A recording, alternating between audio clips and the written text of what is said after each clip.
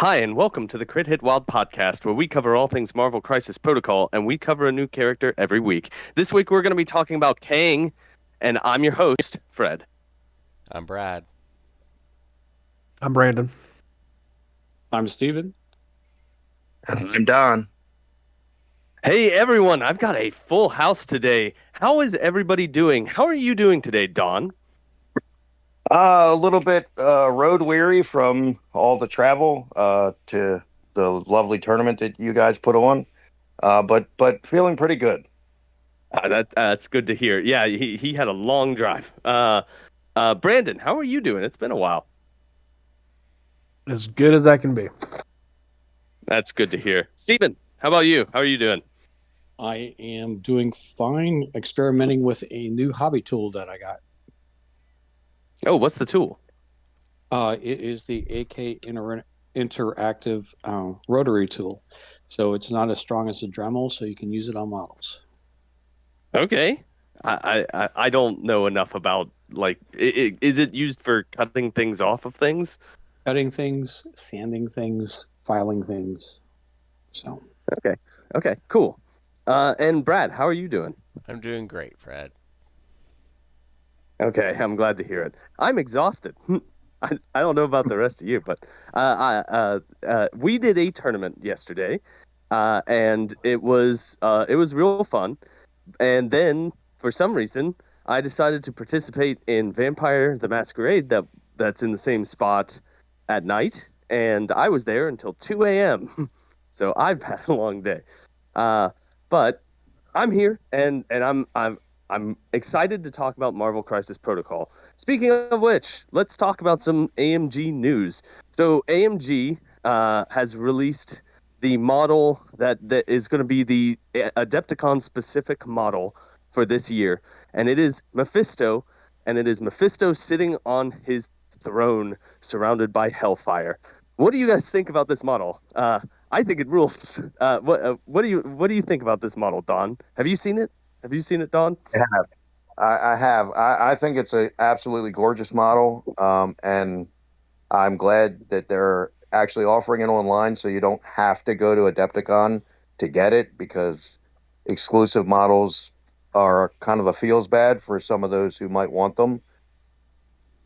Right, and can't get to Wisconsin. Exactly. Yeah. Yeah. What do you think about this one, Steven? What are your thoughts? Oh, I'm getting multiples. I already have my mindset, but it's not only available at Adepticon; it's also available throughout the tournament season at AMG sponsored events. Just to remind people. Okay. Brad, what are your thoughts? I don't own him yet, so I'm gonna buy him online. Yeah, this is one we're all getting. This one rules. Yeah. Brandon, what do you think? Yeah, I also plan on picking one, or trying to pick one up. Yeah, Mephisto is also kind of meta right now. He's very good, and this is the perfect time to pick up an awesome sculpt, like a particularly awesome sculpt. Wait, he's meta. Never mind, I'm not getting him. Right. Okay, so that's the only news that we have right now out of AMG. So let's. Well, I would like to give Brandon a moment to explain how wrong I was last episode about the tactics cards that we went over. Those are the ones for Ironmonger and for Rescue et al. So Brandon. Yeah. Fred's opinions were bad. You shouldn't have listened to him. If you did, don't. Both of the Ironmonger cards are good. And if you want to play Iron Lad and Vision at the same time, you should probably play that card. Now, should you play those two models at the same time, that ain't got nothing to do with me. However, if you do, it's a card. That's the worst card that you guys went over.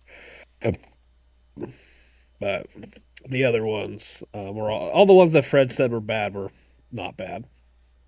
Essentially, I would like the record to say, what did you think about the Rescue attack card? The one that I thought was great.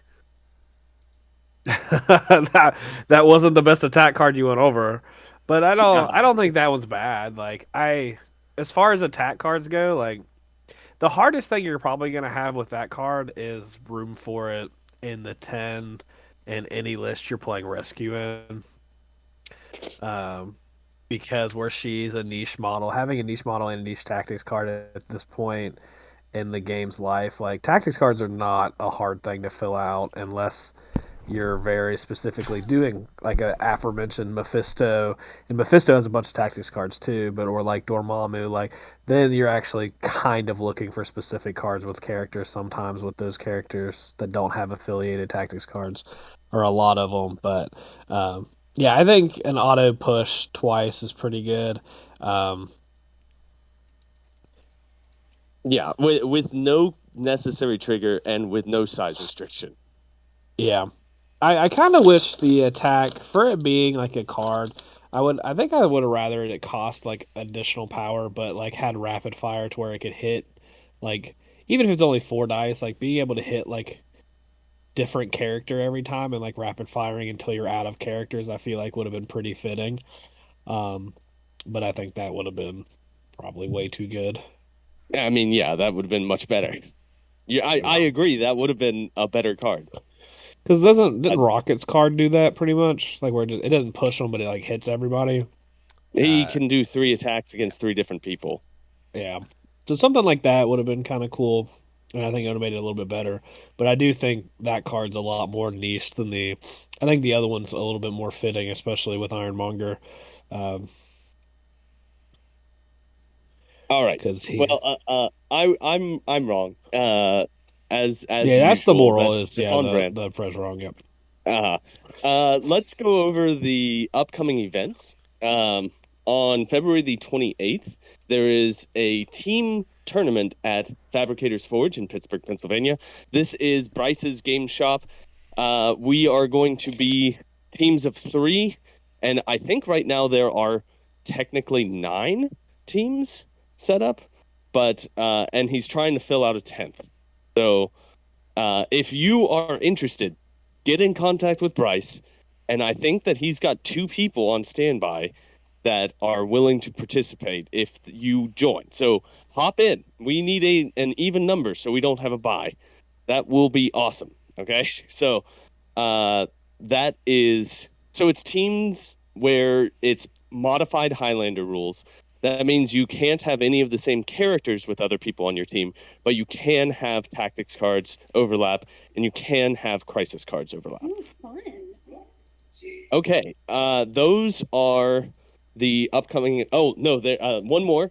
On March the 14th, there is a tournament at Missing Falls Brewery in Akron, Ohio. This is the Akron Brew Brawl, the spring edition, and it's going to be a great time. I will be present, so will Brad. I hope many more people will be, because it's always a good time, good food, and drink tokens. So come on down and have a blast at Missing Falls Brewery.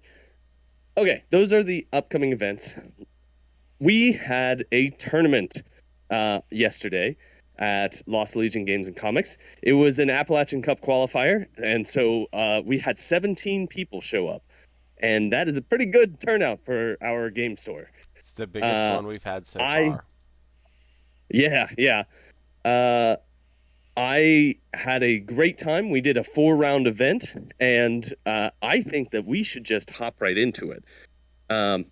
So let's begin with my first round opponent. So my first round opponent was a gentleman named Don, who is currently present on this podcast. Hey, Don. Hello. Do you want to go over our game?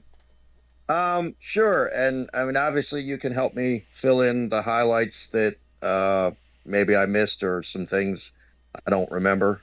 Absolutely. Sure. So we played on Skrulls and Macron. That's right. However that's pronounced. Fred, you were obviously playing Inhumans, and I was running my unaffiliated list because I'm a madman. Hey, why don't you go over the idea of your unaffiliated list for the listeners? Because it's a lot of fun. So the idea is basically it's DC characters. I've taken the MCP characters and I've simply repainted them, or not repainted them, but actually just painted them like some of their DC counterparts. Maybe all the rules don't always kind of overlap, but I try to make the models overlap. And the idea is to just use the existing MCP models, not buy any proxies or anything. So the only thing different about them is the paint jobs. With some minor alterations of the models, like Thor, I cut the hammer off, and I've cut some weapons off of other ones. Do you want me to go over the list real quick? And Yes. who is what? Sure. Okay, so in the list is Namor, and he is painted like Aquaman. I have Nova, who's painted like Green Lantern. Either Hal Jordan or Kyle Rayner, whichever you prefer. I also have Blue Marvel, who's painted like John Stewart Green Lantern. And then I have another. I'm losing track of my own. Oh, and then I have Thor, the 5-threat Thor, who is painted like Superman, and that's the one I did a head swap and cut the hammer off. And then I just added Quasar to the list, and she is Power Girl. I just cut the sword off. And then I have Vision, who's painted like Red Tornado. And then I have Echo, who's painted like Katana. Ant-Man, who is the Atom. Quicksilver, who is Flash. And one more, and I'm forgetting my own. Oh, Hawkeye, who is painted like Green Arrow. Yeah. It rules, everybody. Like, you should all see it. And it's unaffiliated, but that's just because he wants to play these models that look cool, that are DC themed, and it just doesn't work out with an affiliation. And I applaud that. That is playing the models you want to play and finding success, as opposed to chasing down whatever's working well in the game right now. Yeah, exactly. And not only that, but it's just like I didn't want to have to shoehorn into an affiliation that might not make sense. Like, and I want to be, yeah, and like you said, I want to be able to play what I want to play. Right. So yeah, our game, I believe you ran. Oh, this is where you can help me, Fred. Yep. So I ran Namor and Thor and Blue Marvel and Quasar. We were playing on 19. And my memory says you played Maximus the Mad, Karnak, Gorgon, and Lockjaw, but I know you had 2 other models, and I can't remember who they were. That's correct. I also had Baron Zemo and Crystal, because I've been playing around with having Crystal in my roster. Yeah, so I was 2 wider than him, but he had a very tall roster versus my very wide roster. And I thought initially when we revealed and put on the table, I thought I made a mistake because I was like, you have 6 to my 4, and that I thought that was going to hurt me, and it turned out it kind of didn't. Right. Yeah. So on Macron crystals, it's very contained. Everything's really close together, and even with scrolls where you have to run over and pick up one that's far away, it still is pretty easy to get back into the combat. And so how this played out, I got. Did I score more points than you in round 1? Because I think Crystal ran over and captured one of your Macron crystals.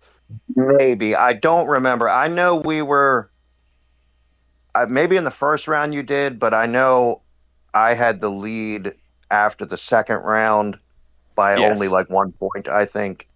Yep. So yeah, you might have done that in the first, and then I know after the third. Did we play 3 or 4 or we did 4 rounds? 5 rounds? Yeah. 4. Okay.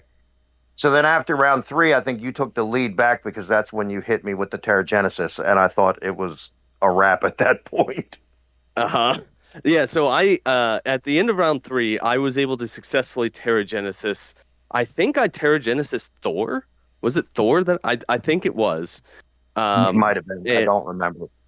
I did it to somebody, and I pulled ahead in the victory points, and it was it put me at something like 11 victory points to his 9 or 10. Yeah, And it didn't pull it you put too me far ahead, but right, but it also put me in a position where I was holding a lot of the objectives going into the next round, and I was in a pretty good position to defend them. I felt like, and then the very first activation of round 4 happened, and I'd like you to describe it from your perspective.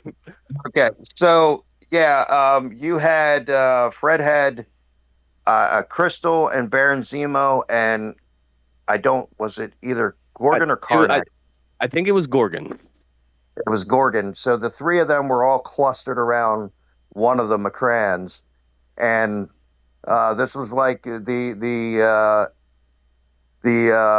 I'm searching for the word, like one of those cinematic moments where the heroes or the DC heroes from my perspective are down, but they're not out, and this is where Blue Marvel uh, enters the chat, and I simply moved him into position because he was loaded on power and had enough power to hit the area attack, and also was able to play joint effort where I had two other allies nearby. So I was able to do one area attack with Blue Marvel hitting, I believe Zemo got the 10 dice, and the other two characters got 12 dice. Yep. So an area attack doing 10 dice, 12 dice, and 12 dice respectively. And I, Skulls.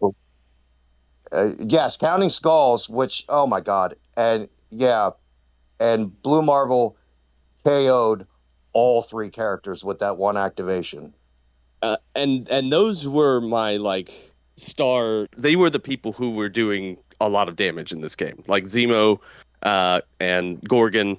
They losing all three of them before I can activate them in round 4 was an unbelievable setback. And then later Definitely. on, before I could activate Maximus the Mad, he gets dazed by Namor. So because Namor just bolted across the field and went after him instead of the dog. So I'm just like, I think I got an activation with the dog and maybe nobody else. Yeah. Well, I did. I mean, I can't beat up a poor innocent dog. Yeah. So, yes, it was And one of those turning points in a game where you're just like, wow. So that was a thing that happened. But I really got to say, for your part, Fred, Gorgon was a pain in my rear for that entire game. You shunted off a lot of attacks that I wanted to go elsewhere. So I was really struggling with Gorgon. yeah, And obviously, Blue Marvel was MVP hands down. He is such an incredible character, and as we'll come to discuss, but he hit the table every game for me. He's really turned into an every game piece. okay, yeah, yeah. Gorgon was definitely my MVP. He was always being annoying, just making you attack the wrong person every time. But yeah, it didn't win me the game. I lost. This game ended 19-14, so pretty handy win by Don. Uh, but I mean that was an awesome play. I gotta hand it to you. That it was the perfect use of joint effort and the perfect use of an area attack. Yeah, and I'll add that about joint effort. I feel like using it for just a single attack is not the most value. Being able to use it on an area attack where it can kind of affect multiple people, or in that case, area, or even on a beam, I feel like you're getting max value since it's for the attack action. Right, right. Uh, okay, so that was the first round for me and Don. Brad, why don't you tell us about your very exciting round 1? Uh, so I brought Apocalypse because this is a real big boy tournament that I wanted to win, and I had a very close match. I won by 1 point. I was exhausted after it. Because it was odd and a bunch of people traveled for this tournament. I just gave myself the first round bye. It shouldn't really be an advantage unless you win out, because your tiebreakers aren't great. Potentially, I guess Strength of schedule, it just doesn't factor into, but then it's a 1 point win for the margin of victory. And that meant everyone who traveled got to play, and Fred and Memphis got to play this round, and That's true. that's what I went for. So I got a free win, I guess. Yep. Uh, okay, so let's go to round two then. My round two opponent was the same as Brad's, a bye. We were trying very hard to make it so that if it worked out this way, that it could be us, that locals take the bye every round. Yeah. That's possible, and we were successful in all the locals that were present, because there were just three of us. There was myself, Brad, and Memphis, and Brad caught the first round bye, I caught the second, and Memphis caught the third. And then we did have to give a bye on the fourth round, but both people who could have had the bye were okay. They were getting tired, so we left it to fate which right. one of them would get the bye. Yep. Okay, so my second round opponent was a bye. Hey, Brad, tell us about your second round game. I played Josh, who plays, I don't think I've seen him play anything but Brotherhood, which I always like to see. And he's from Dayton, right? They're all from the Dayton area. I don't know. I'm not remember. Sure. Akron, maybe. I think they're from Akron. Maybe Akron. I don't know, something like that. One of those little Ohio towns. Chance, he's friends with Chance, who's been on the podcast before.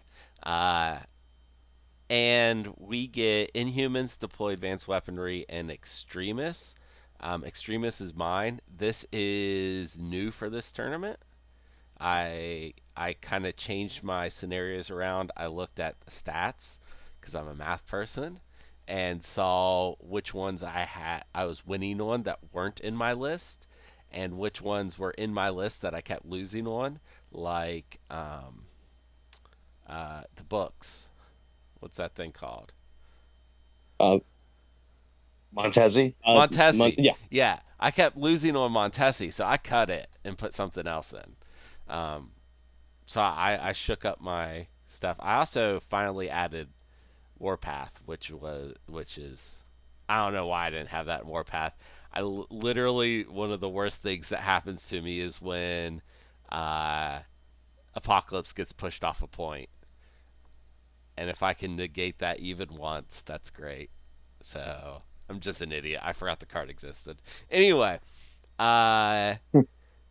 we pull 18, and I play Apocalypse with Gambit Death, Blob Famine, Magic War, and Beast Pestilence. I really like that setup.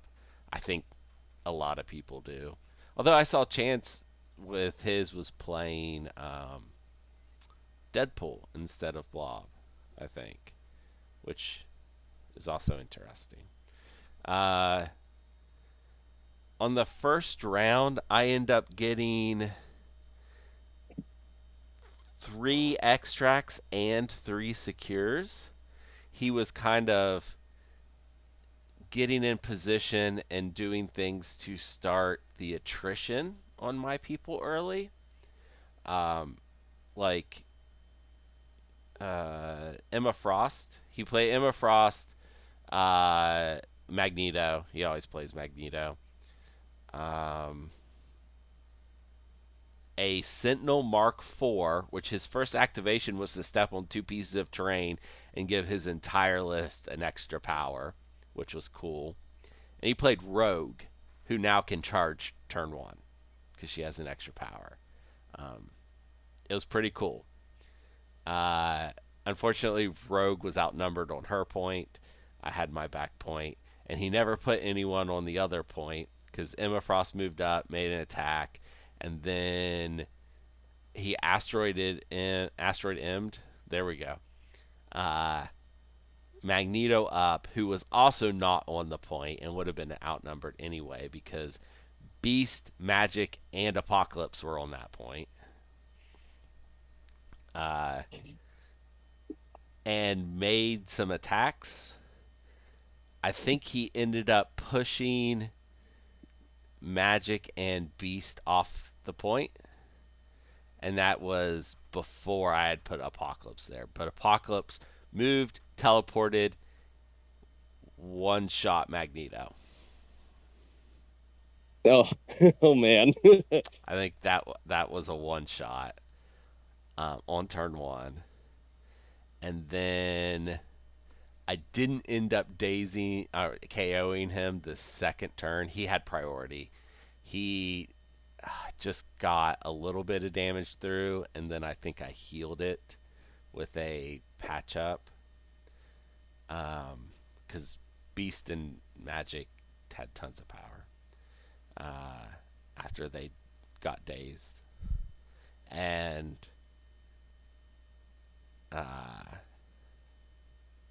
shoot, what were the... Oh, I ended up taking him down to 2 health left on Magneto, and then he patched him up, but only for 2 because that's all Emma had.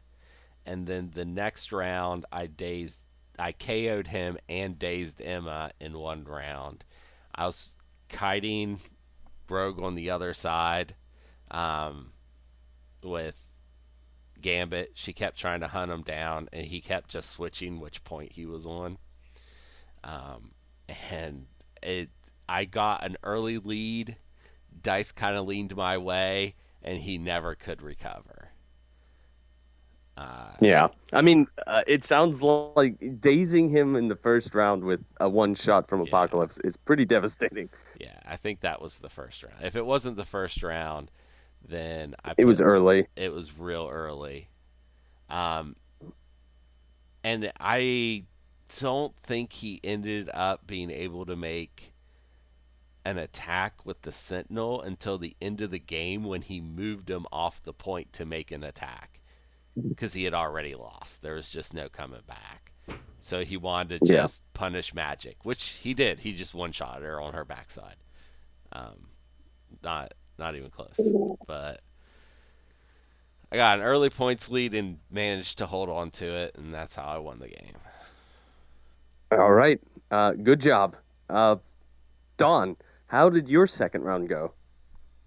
So I played JP, who I had met once before in Pittsburgh, and I remember he cleaned my clock there, so I was a little nervous going in. We played on Montesi and Guardian Save Empress. Our points, we were at 17. I took Namor, Blue Marvel, Quicksilver, and Quasar. He was playing Defenders, Daredevil.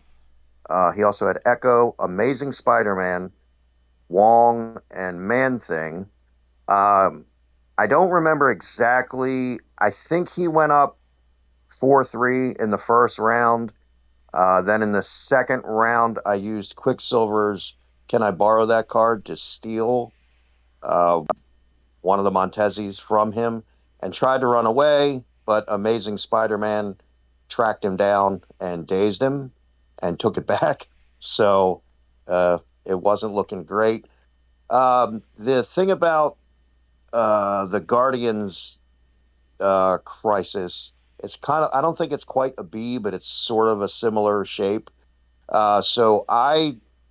was heavy on my left side, so I rotated away towards my right to try to, because he only had, I think, just Man-Thing and Echo over there. So I tried to go over there to bully them to try to press the advantage on that side, which worked for the most part.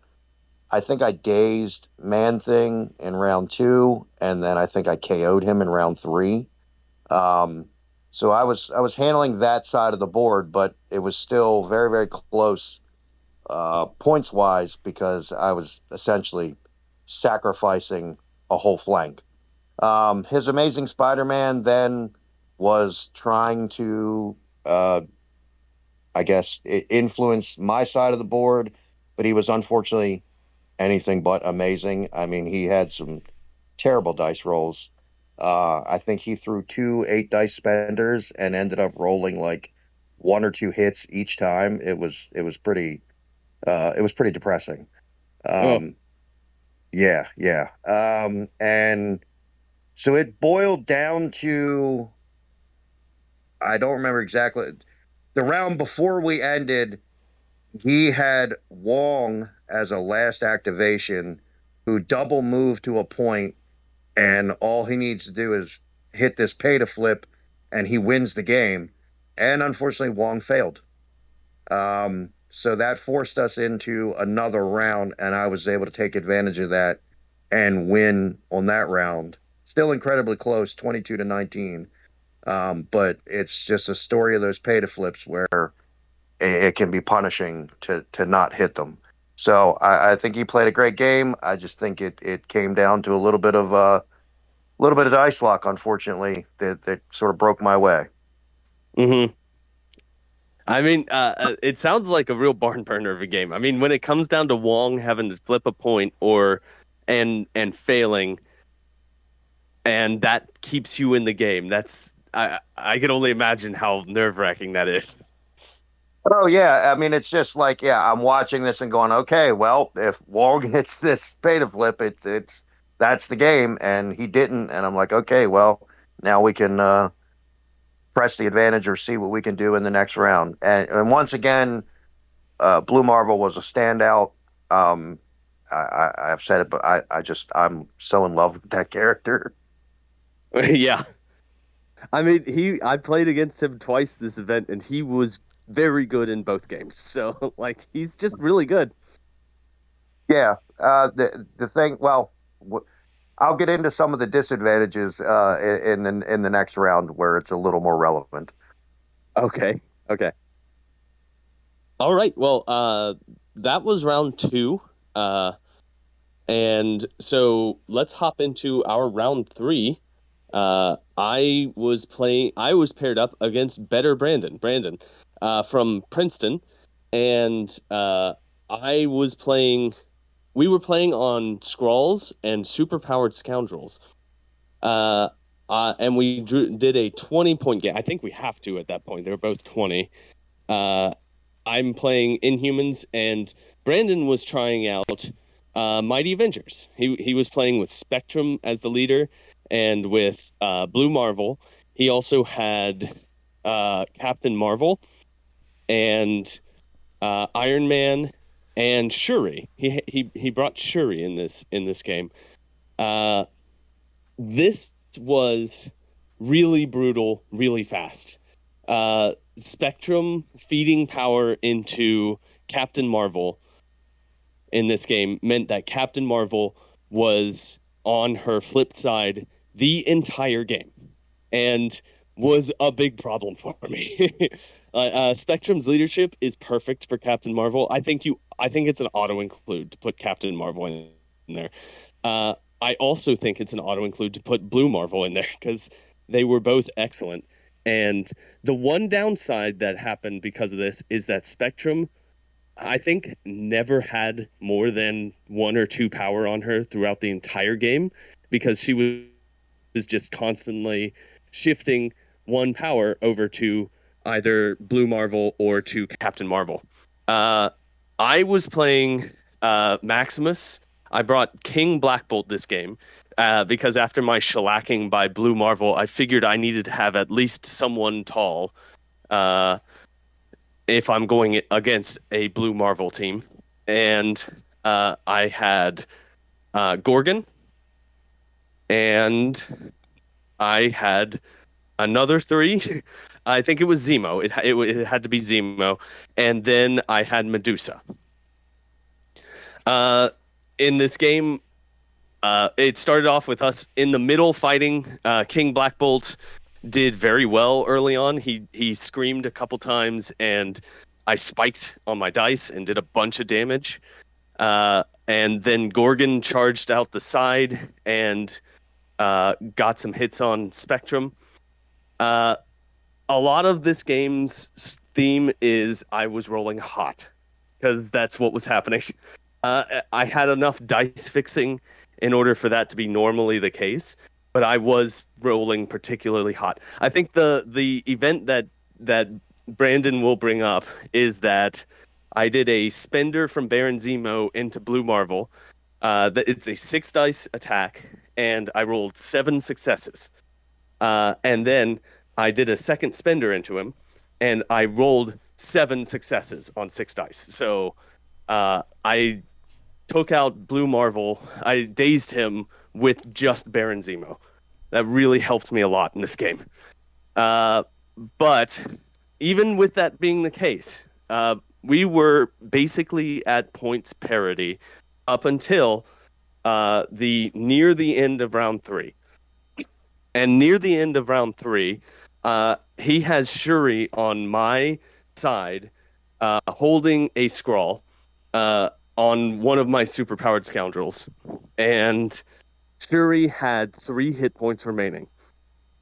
I figured this was the moment that I was going to try and do a Terrigenesis, and I got 3 hits on the Terrigenesis.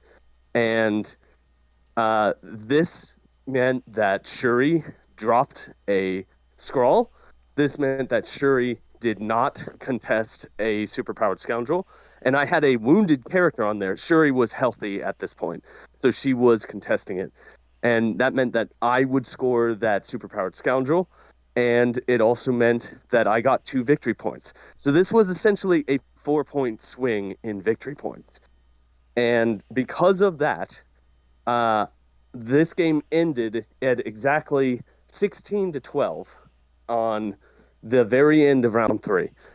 I think that this would have been. I think that he probably would have won the game had this not happened right then, and brought me to exactly 16 victory points, because Captain Marvel was still healthy and was still kicking butt.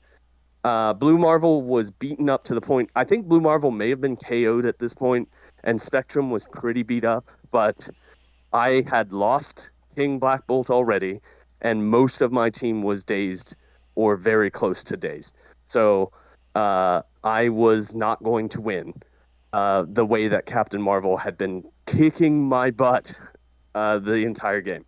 So I pulled this one out by the skin of my teeth, and Terrigenesis is a problem card. And I think that it probably should have been rotated out a long time ago. And they probably should not have rotated out Great Refuge. That is my hot take. But that is also my third round game. So, Brad, why don't you tell us about your third round game? I played Savage, who is a great player. Second at NashCon. Has also been on the pod. Yeah, he has been on the podcast. Great player. He's playing Guardians, which he's been playing them for a while. He hasn't jumped on the Adam Warlock train big time like everyone else. So he was still playing Star-Lord. Rocket, no Groot.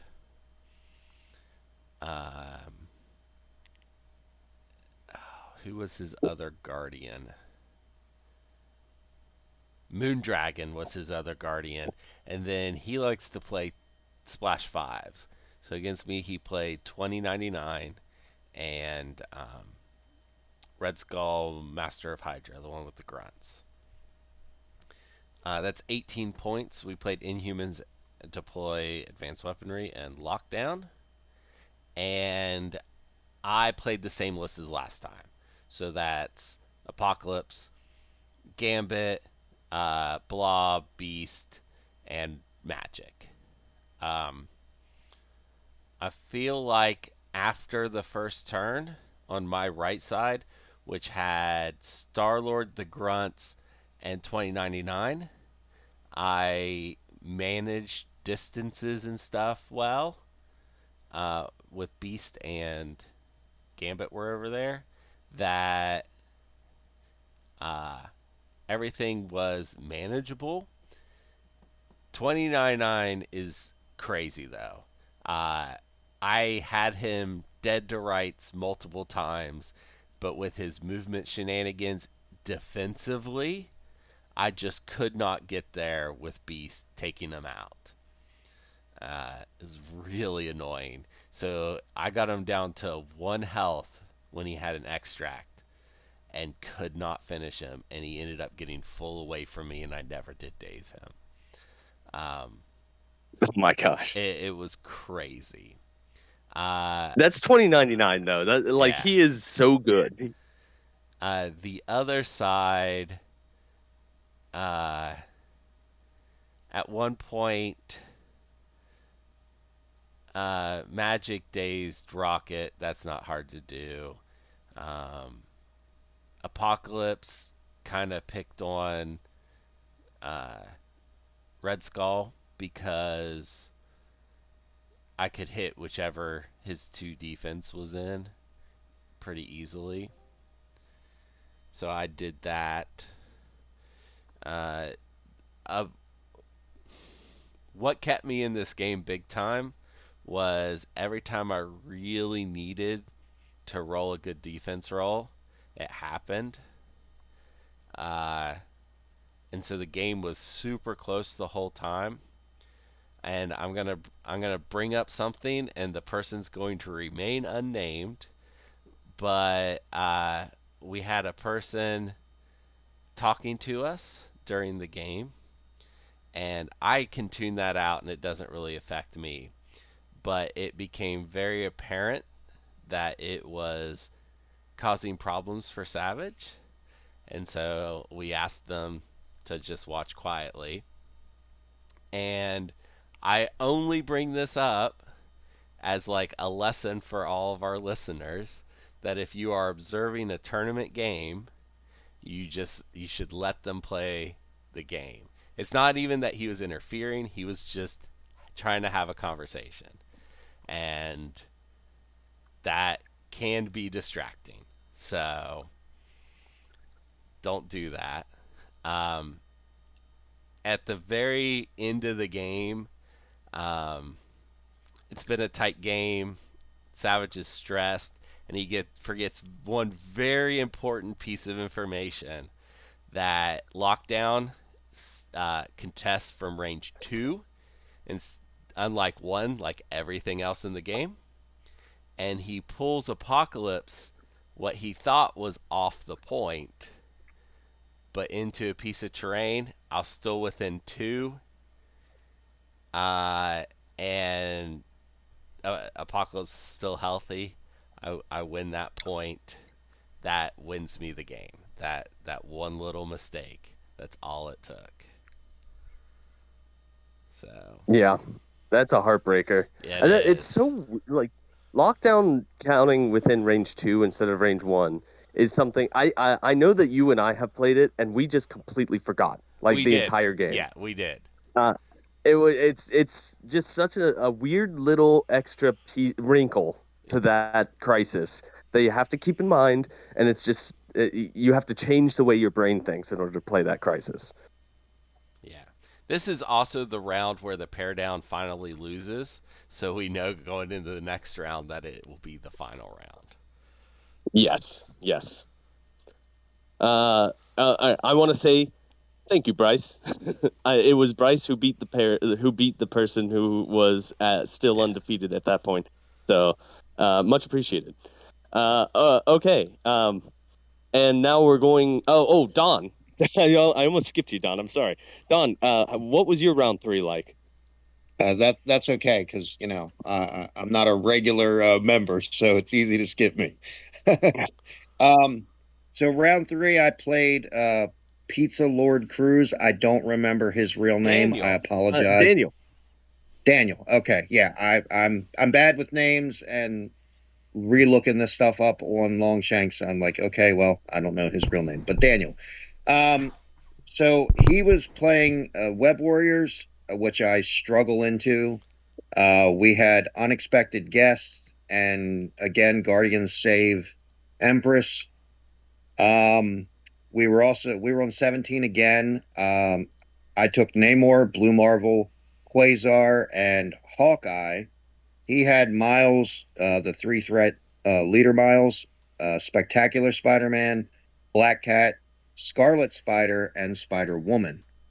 Very early, I think, no, a matter of fact, on the first round, he even said, well, I'm going to dive your extract on my side of the board. He's like, and we'll see what happens. And he was able to double long move and dive the extract with Spider Woman and kind of take it away from me. So then I had to move Namor up to hit the pay to flip, and then was able to attack Spider Woman once and did, I think, 3 damage to her, which then became very relevant because then in a subsequent turn, I tried to have Hawkeye take her out, which Hawkeye is a really sneaky good model against Spider Woman in that he can get into range 3 but stay out of range 2 for her martial arts, and he can also make his arrow shot energy, which is a weaker defense of hers. So it kind of cuts off a lot of her defensive prowess.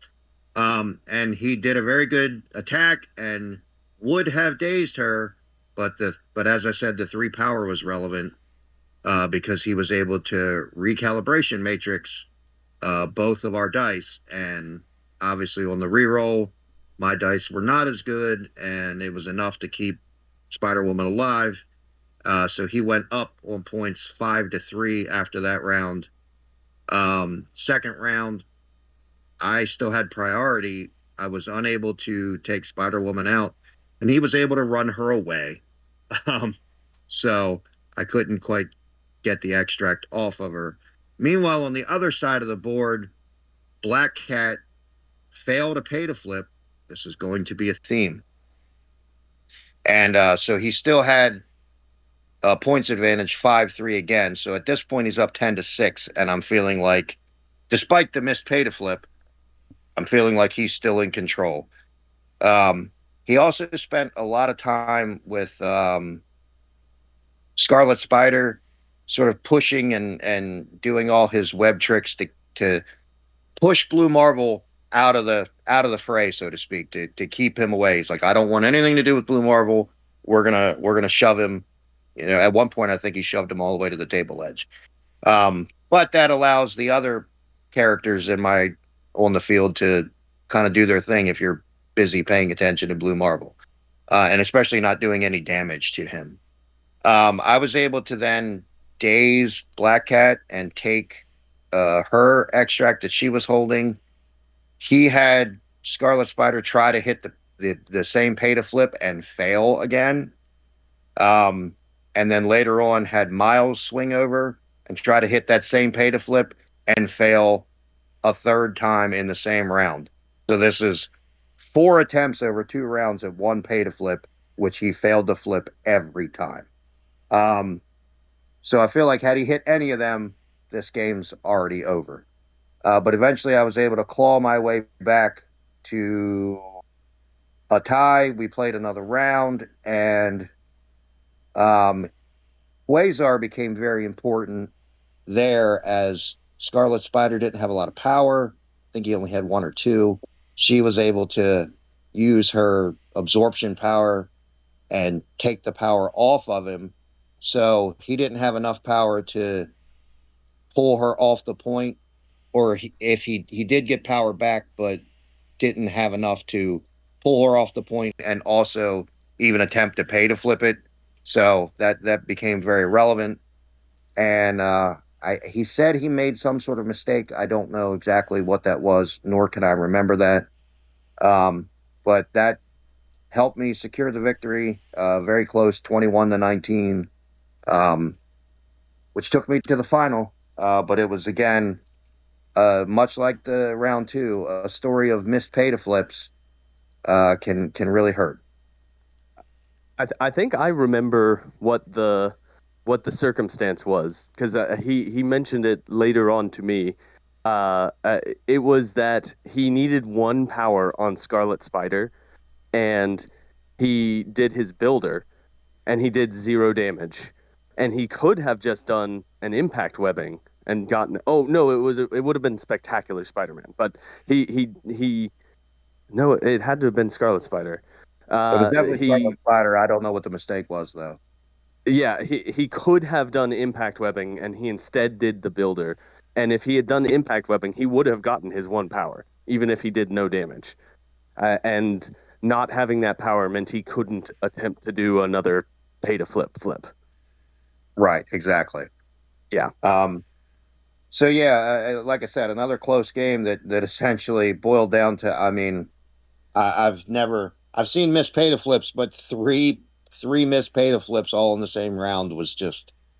I mentioned to him that I think that point was cursed. Uh, Don, I once played a game where I missed a 50-50 pay to flip 10 times. It was every single one I made the entire game.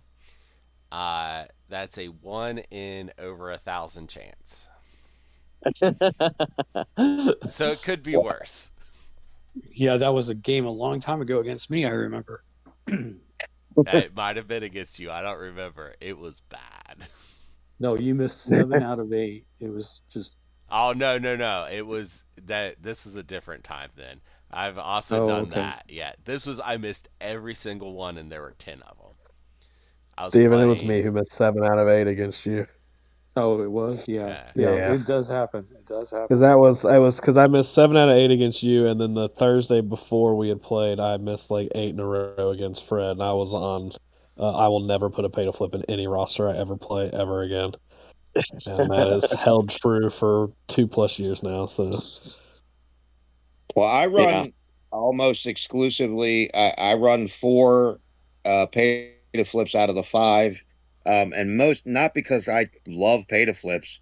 I run it because of the kingpin matchup because I'm very scared of the potential kingpin matchup and want to force him kind of out of the game if I can by getting a pay to flip. But who knows? I mean, maybe in the next event I go to, I'll miss pay to flips and it'll cost me the game. You know, live by the pay to flip, you die by the pay to flip. Sure do. Interesting fact about this tournament: I don't think anyone played Kingpin. I think this was a Kingpin-less game. Mm-hmm. All right. Well, I don't remember any criminal players either. Yeah, I don't think there were. It's interesting. It's strange. It's currently out of the meta, I guess. It'll be back. It'll certainly be back. Okay. Well, let's move to round 4. My round 4 opponent was the same person that Don just played. I played against Daniel, who hi Daniel, previous person on the show. Yeah, so this game started off terrible for Daniel because he had one total extract that had a civilian. He won he won priority, and so he chose his extracts because he knew that I was going to Terrigenesis him if he didn't if we did mine. It was very likely that he would draw 2 as opposed to unlikely that I draw 1. Well, I drew the one that he had. He had Spider Infected in his roster, and so I chose Spider Infected. And then he chose my 2 secures, and the 2 he got were Wedding Party and Macron Crystals. He's playing Web Warriors, and he hates both of those. Those are real bad for him. So he picked Macron Crystals, and we were playing at 19. So I played the exact same roster that I played against Dom, where it was Maximus the Mad, Gorgon, Karnak, the Dog, Zemo, and Crystal. I do want to talk about Crystal. So I had mentioned last episode that I really enjoyed the way she plays. Playing her in the tournament, she was perfectly fine. She was neither above or below a 3 threat. I felt like she was right in the middle. She didn't underperform in any of the games, but she also didn't overperform. She was just useful to have. The most useful thing about her, honestly, is that she's a long mover with flight, and allowed me to really harry his side objectives on round 1. And yeah, that's that's really what she's for, I guess, in my roster. But now this game starts off. What he brought, he was playing Miles Morales, Scarlet Spider, Spider Woman. He brought Black Cat, and he also played Amazing Spider-Man. And he said that he really wanted to put Amazing Spider-Man on the table because he hadn't all day. And later on in our game, he decided that was probably a mistake. He probably would have been better off taking a different set of spiders instead of having Amazing Spider-Man on the table. But we start off round one. I immediately put pressure on his side, Macron crystals with all my guys. I take everything on my side, and I'm contesting both Macron crystals on his side at the end of round one. Round two, I get very lucky with a couple punches from Karnak. Excuse me. Karnak in this game did great. Every single time he made an attack, he rolled a wild, and that meant he could push somebody. And that oftentimes meant he pushed the person who's on a Macron crystal off the crystal, and then he can flip the point. So, without having to make a roll. So that was extremely helpful for me. And that seemed to be a theme for this game, is that I was getting my triggers whenever I needed them, and he was not getting his triggers whenever he needed them. And I felt bad. At a certain point, I started feeling bad for how bad his dice were. In round three, he did an all-webbed upturn, and Miles Morales did an 8-dice kick into Baron Zemo, and he got a grand total of 2 successes, both of which I blocked. And then he did a 6-dice attack into Baron Zemo, and he got a total of 2 successes, which I blocked. And I started feeling really bad for him, because it was a case where just the dice went completely cold on him. He came after Mads Mikkelsen with Scarlet Spider, and he was trying to get his elusive trigger, and or I guess it is a pursuit trigger, I think. He was trying to get a trigger that would allow him to move forward, and when he got it, I was able to use Maximus the Mad's ability to re-roll dice to get rid of the trigger, and I did that twice, just to switch off his ability to move forward. And at that point in the game, it was starting to look pretty bad for him. And right then, I Terrigenesis him. So, again, Terrigenesis being a feel-bad moment. I end up winning this game 18-12, and this was a case where nothing was going his way in this game, and I was starting to feel pretty bad about it.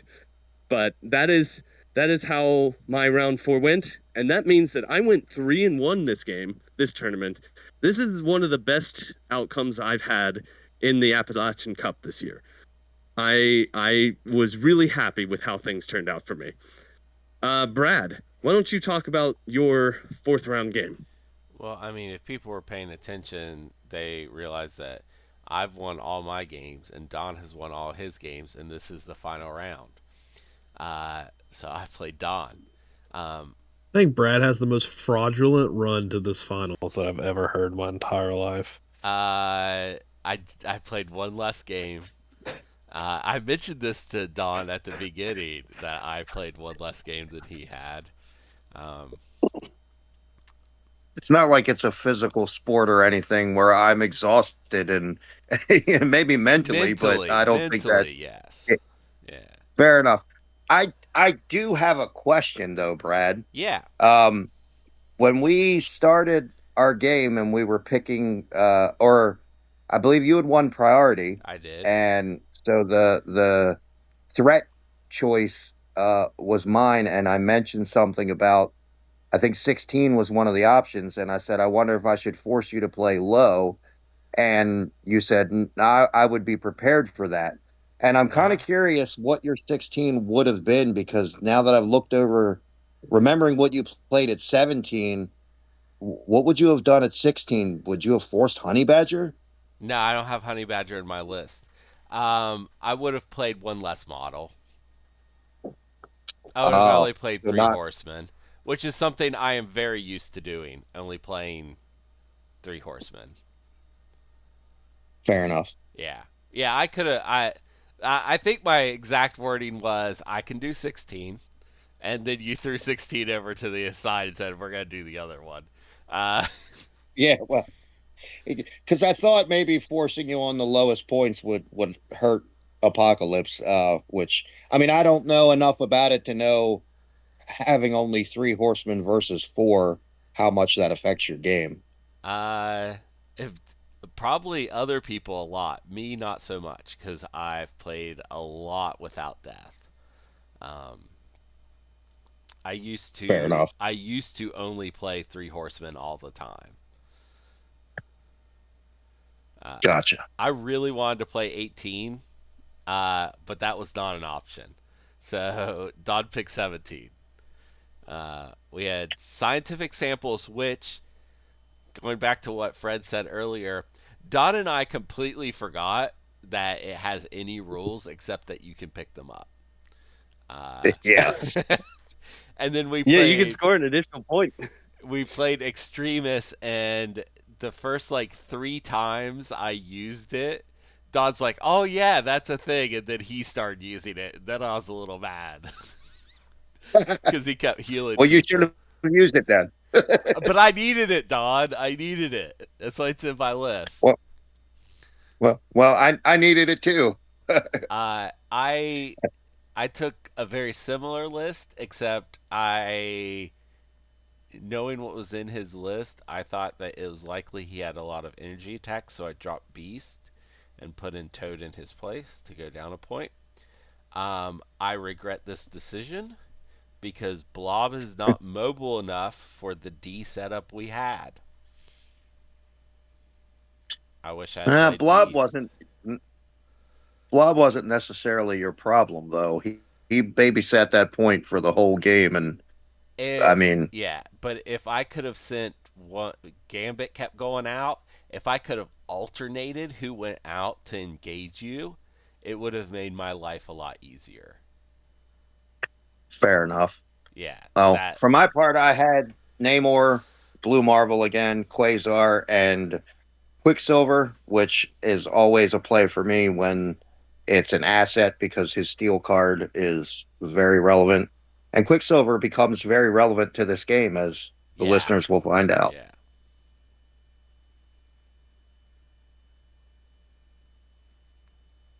Did So, you want to carry on, or should I? you say whatever, and I will add in. You go ahead. Okay.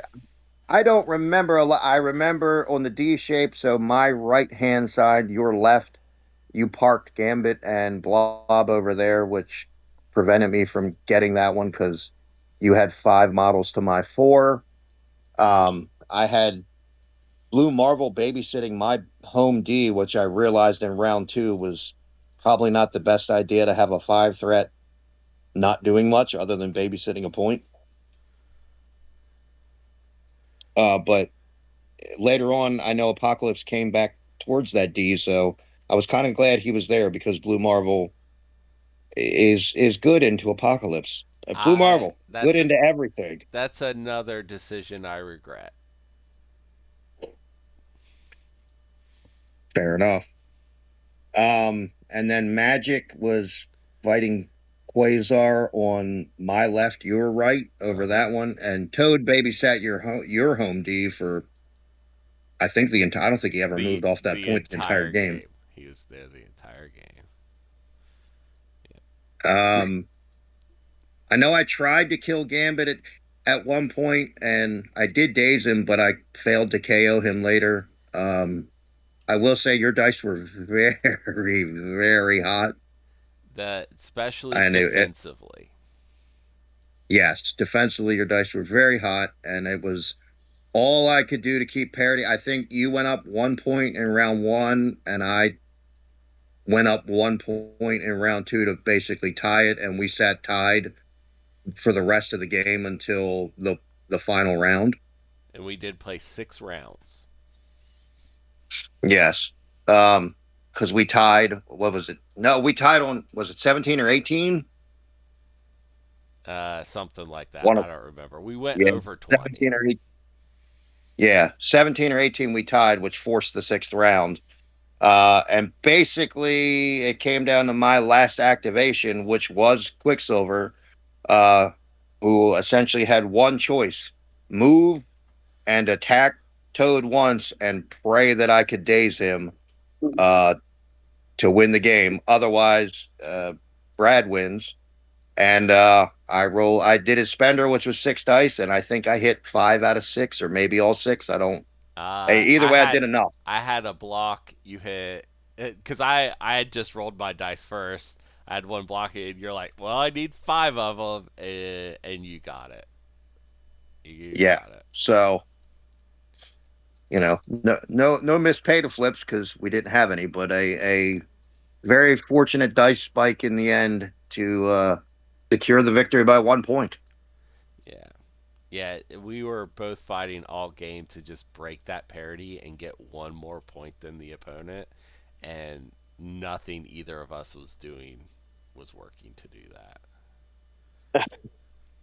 Man, watching this game was a nail biter because it was really like coming down to one die roll. If someone got the relevant spike, it was going to be the end of the game, and it kept not happening. we had until it did happen. We had an audience by the end. You did. I remember someone came by when I had moved the score tracker and we were tied on 18, so I had us on 2-2. Oh, yeah. Somebody walks by and looks and goes, "Are you guys really only at 2 points apiece?" And I'm like, "No, we've rolled over. It's 18." Yeah. But congratulations, Don, because that means that you won the tournament. You are you showed up to our tournament with an unaffiliated roster, and you took us all to task. Well done, sir. Unaffiliated is the new meta. It is. Weird Appalachian Cup stat. The number 1 faction with 100% win rate is unaffiliated. If you just look at Appalachian Cup events. That's 5 total games. Don's 4 games, and when someone accidentally did have an affiliation and won the game anyway. 100% win rate. So what you're saying is that we got to just play unaffiliated from this point forward. Number 2 is Apocalypse, and that's mostly me. It's not all me, but most of those games are me, which makes me feel good. Yeah, y'all just got to YOLO and play without a leadership and make your team tactics card selection really, really difficult. Yeah. Fred, maybe that's your next faction. Unaffiliated. What, me? Yeah. It would be the worst that I've ever done, and that's saying something. But you could just play good models, just all good models. Yeah. You wouldn't have to. You wouldn't have to play bad models like half the Inhumans. Like Crystal. Yeah. You said Crystal's not bad. Yeah. She's not an excellent model, though. She's not like. She would not be in an unaffiliated list. Correct. She's not someone that you would bring. No, she wouldn't be. But yeah, I mean, I don't think. I know Fred asked me afterwards, like, what the secret sauce is, and I don't think there's a quote unquote secret sauce. I think it's just there are really good models, and I've played with basically the same 10 models over many games, and I've just gotten very comfortable with them, and knowing what your models can do and knowing what other people's models can do, and try to be prepared as best you can, and hope to have a little luck on your side, like people missing pay to flips. Right. Yeah. Oh, all right. Well, that was the. Oh, another thing is that DC characters are just more powerful than Marvel characters, I think, is what came down to. Yep. I think That's Yeah, definitely a big part of it. that. yeah. And for everybody that says Aquaman sucks, they can suck it. Namor is cooler than Aquaman. Uh, hard disagree. No, Namor's cooler than Aquaman, for sure.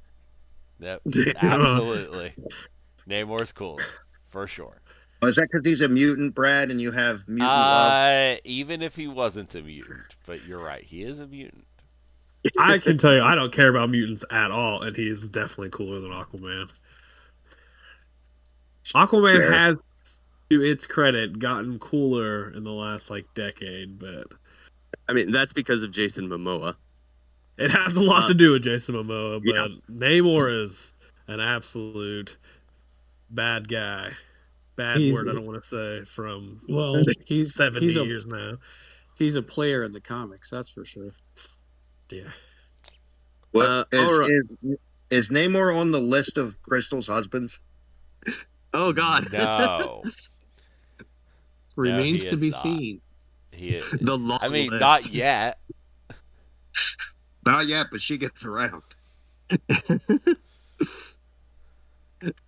All right, all right. Let's before we move on from this segment, I do want to throw it over to Steven. Steven, do you have any games that you want to talk about? Yes, actually, I played yesterday. One of my friends, Mary, she is preparing for Adepticon, and she is running a criminal list, and she does like running Kingpin, but she realizes that she's not going to be on Kingpin friendly scenarios all the time. So she was trying out her Shadowlands Daredevil list, the other half. So we went into 2 games, and I'm playing a modified Defenders list. I'm just trying out, seeing what's happening. So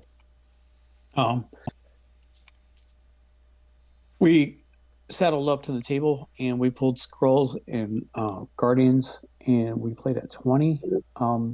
I made a switch in the list. I took out the wrecking crew and put in Immortal Hulk just because I wanted to be mean. So at 20, I played Daredevil, Immortal Hulk, Ancient One, Wong, and Moon Knight. And then she countered with Shadowlands, Black Cat, Spectacular Spider-Man, Prowler, Hood, and Taskmaster. The Immortal Hulk does Immortal Hulk things. Wong put down the pentagrams of Farala, the portals, and Hulk was just getting all over the board and just beating everybody up. So that game was 15-9. We called it so we could do a reset. Then we went into our second game. I'm trying to make this short because I know you guys went a little long. And then our second game, we settled up again with Senators and Meteors.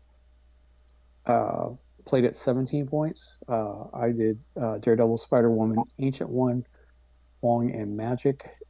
She did Shadowlands, Hood, Taskmaster, Black Cat, and Prowler.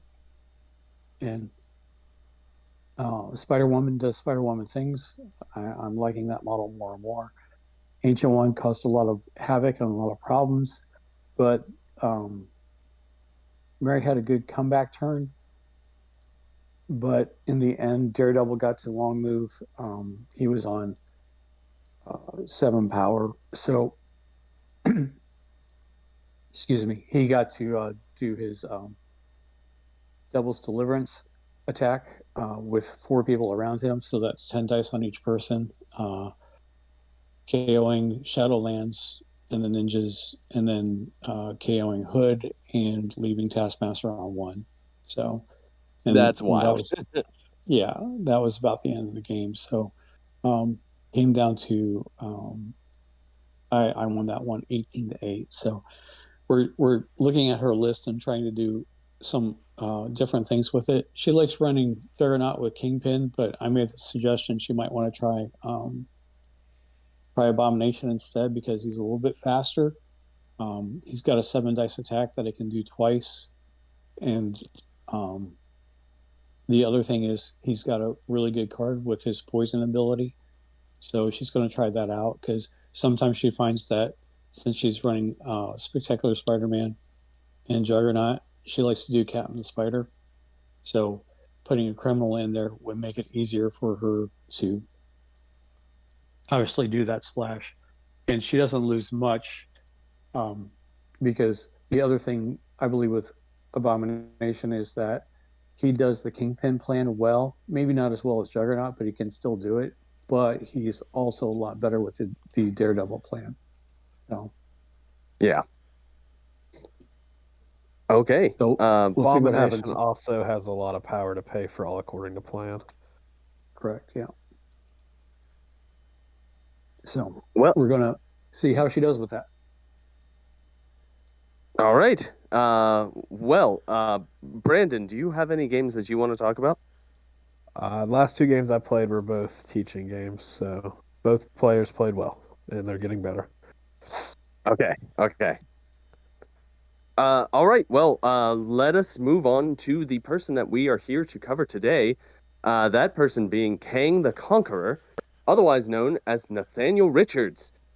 His defensive stats are 3, 4, and 4. He has 7 stamina on both sides of his card. He is a medium.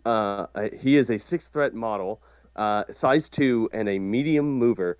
And he is associated with the Cabal affiliation. And do we know how big his base is? Is he a medium base model? Yes. I don't remember. Yes. Okay. I'm pretty sure he's on a medium base. So that's pretty good. That's going to be very good here coming up. Brad, why don't you do his attacks? Before I do that, I think when we did Iron Lad, someone on the podcast asked if he was related to Reed Richards, and I said I didn't know. And a helpful listener said, yeah, he is. He's descended from Reed and their son that I can't remember the name of. Okay. The baby from the movie. Franklin. Franklin. Thank you, Don. All right. His attacks are all energy. The first energy attack is 30th Century Arsenal. It's range 3, 6 dice, cost 0. And after attack is resolved, this character gains power equal to damage dealt. If the defender is within range 2, this character may reroll 1 dice in this attack. And wild future tech, after attack is resolved, the defender gains one of the following special conditions: incinerate, bleed, hex, or slow. I just want to make sure I note it doesn't say for each wild.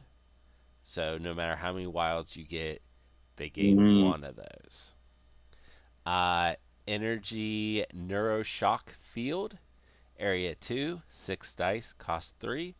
After attack is resolved, if damage was dealt, the defender gains the shock and stun special conditions. Energy The Once and Future Kang. Range 3, 9 dice, cost 6. Reroll any number of attack dice for this attack. Okay. Don, why don't you do the first 2 superpowers, the affiliation and then his first active superpower? Okay, so the leadership. Leadership is the Kang Dynasty affiliation Cabal. Once per turn, each allied character may reroll 1 die in its attack roll. Additionally, allied characters can modify and reroll skull results while they are holding or contesting an objective token. And then superpower anti-gravity device costs 3. Choose an interactive terrain feature of size 3 or less within 3 and throw it medium. This superpower can be used only once per turn. Okay. Steven, why don't you do the next superpower? Sure. We have a reactive superpower will cost you 4 power called Temporal Rewind. When this character is attacking or defending, at the end of the modified dice step or after the Temporal Rewind superpower has been resolved, this character may use the superpower. The attacking and defending characters reroll all of their attack and defense dice. And we have an innate, which is neurokinetic chronal armor. At the start of the activation, this character's activation, it may place itself within 1 of its current position, remove up to 1 damage from itself or remove up to one special condition from itself. Additionally, the first time each turn this character rerolls dice after the effect is resolved, it gains 1 power. Oh, Last all but not right. least, Brandon. Oh no, there you go. You're good. Keep going. Keep going. You're good. yeah, last but not least, the innates of flight and peerless, because I know Brandon doesn't like to read. That's fair. A lot of words on this one. A lot of words on this guy. Everything has to do with this quite card. a There's few a words. lot of words.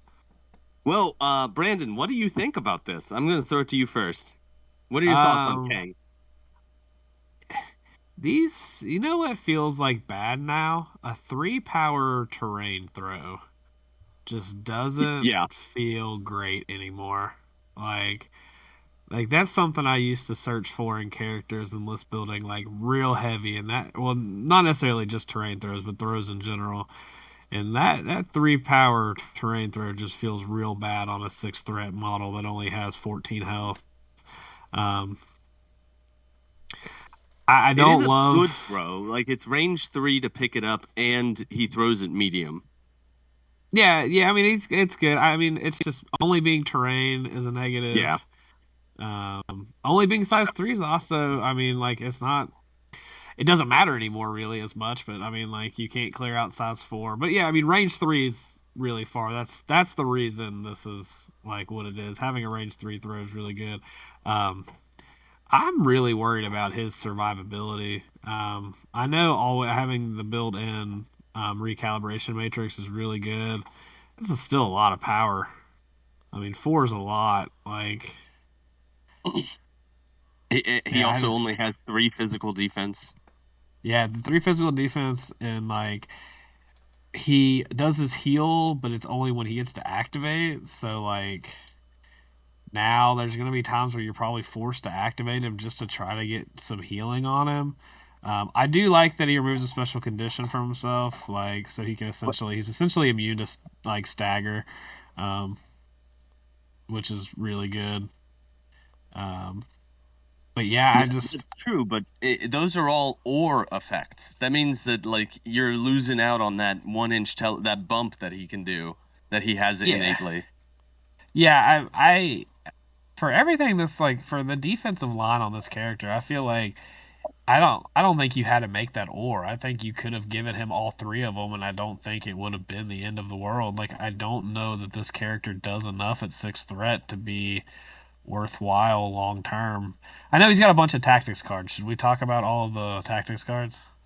We will. We'll get there. Let's go over everything here on the card first. But I absolutely agree with you. My first time reading this, I thought that those were all effects that happened every time he activated, because it seems like that would be okay. He's a 6 threat, and he also has, as you pointed out, a flaw in his defenses, and I feel like he has no innate reroll on defense, right? Like, it's just the leader he has no like built-in defensive protection besides the 4-power superpower, right?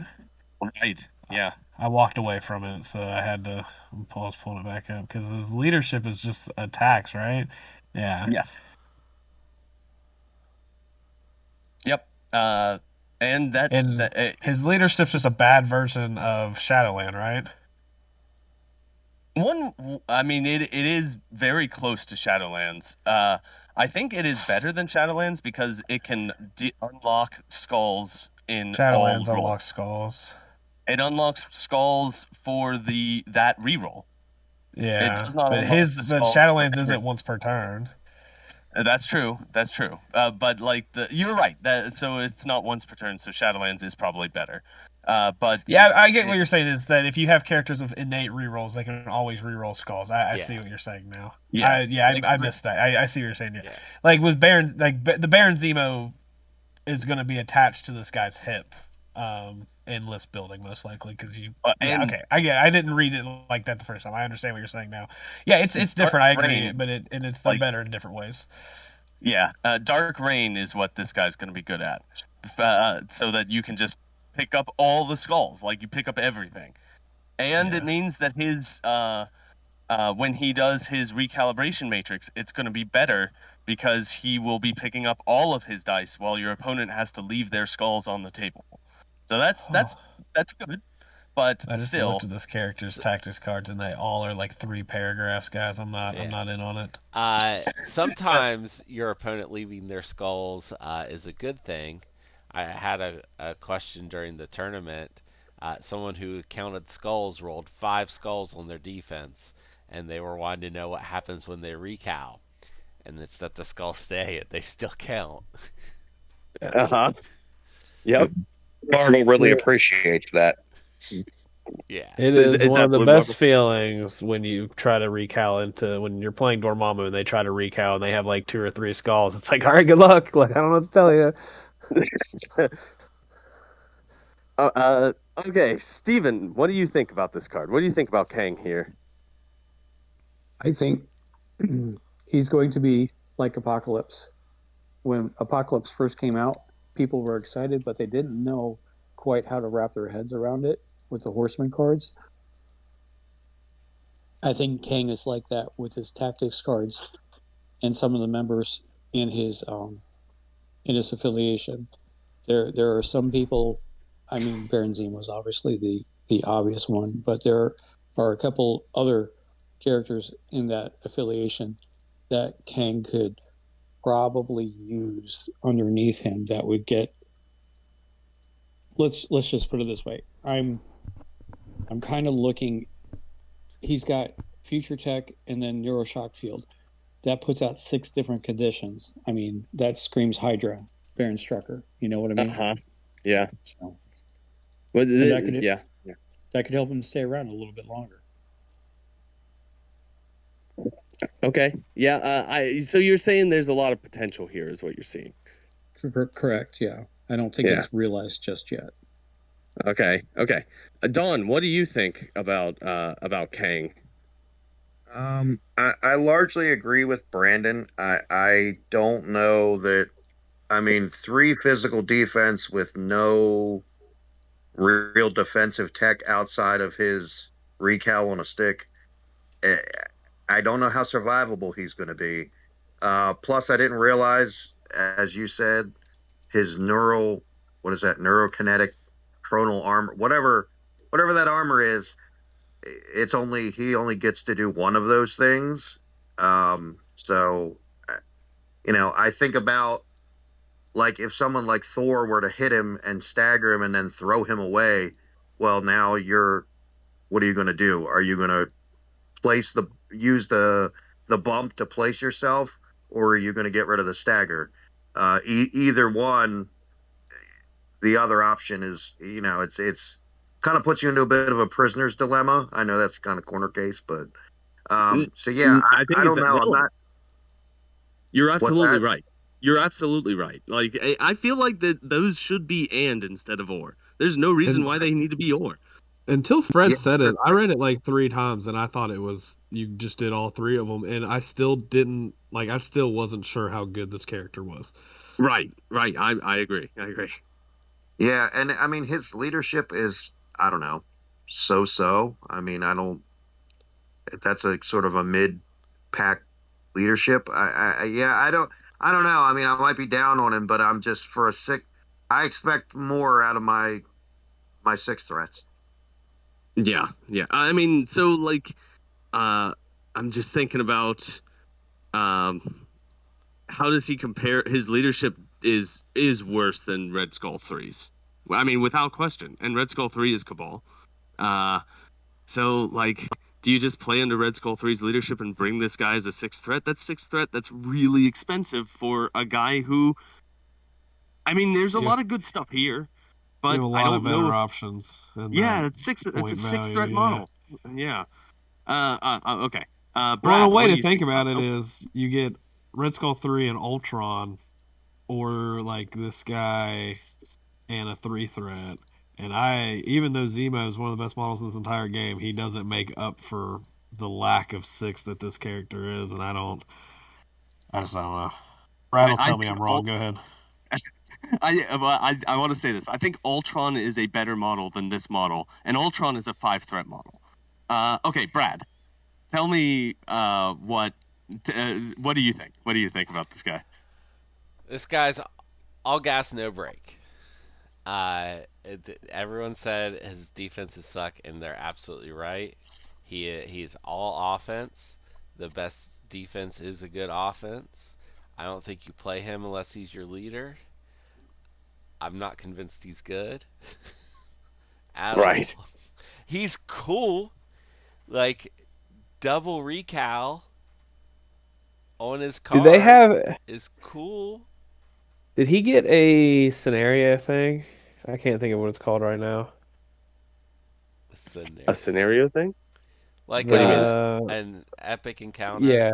Or whatever. Ultimate Yeah. encounter. Ultimate encounter. encounter. Ultimate encounter. Yeah. Did he get an ultimate encounter? It not in his box as far as the posting. Yeah, that'd be great if he did.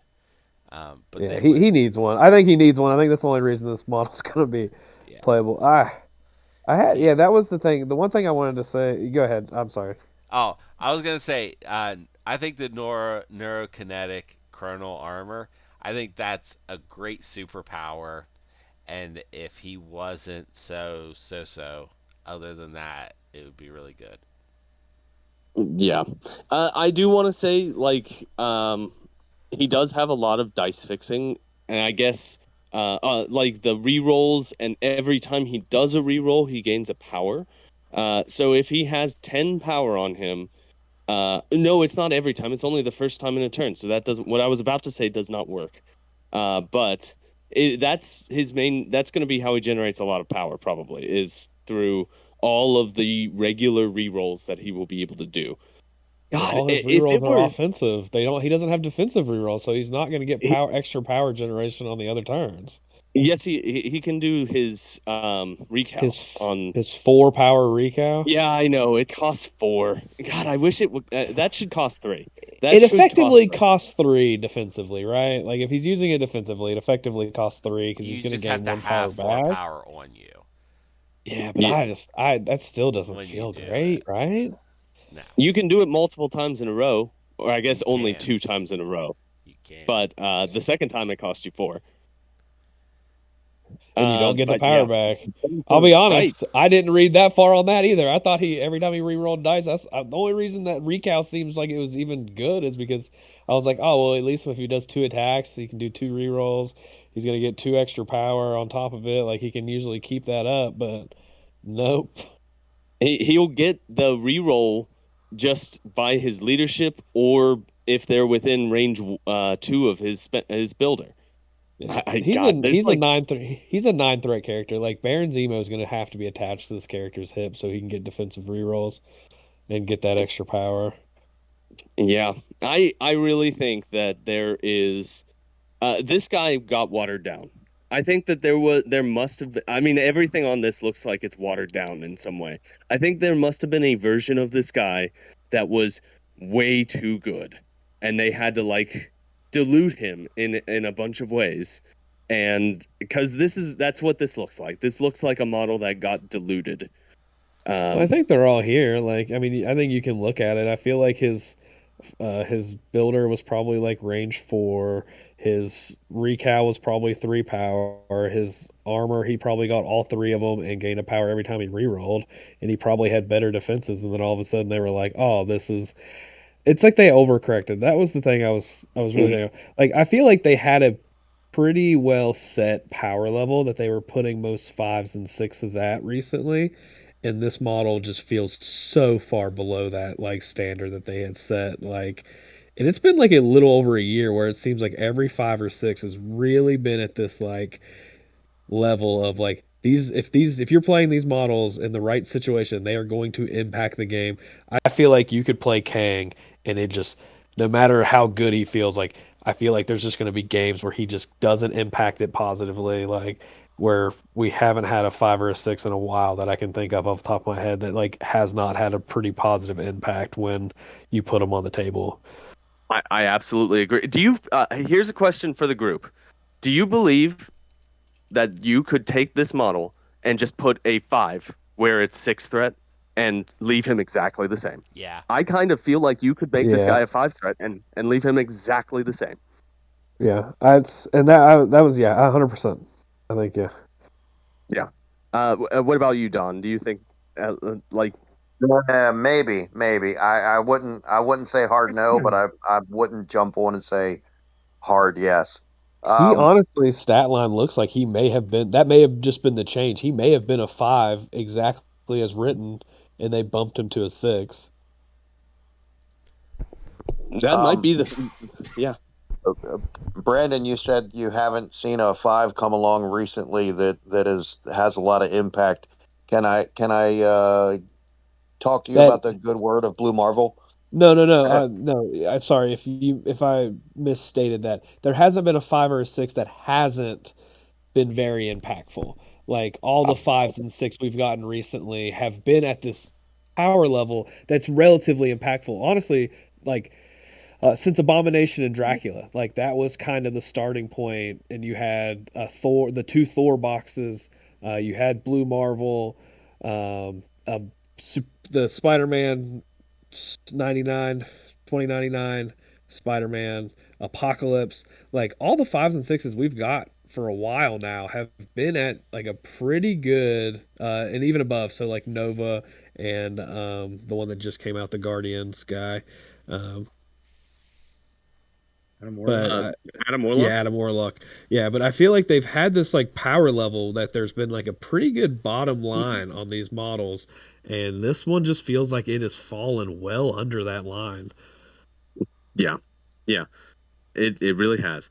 Okay. There is a factor here that we should take into account, and that is that he has several tactics cards that are associated with him.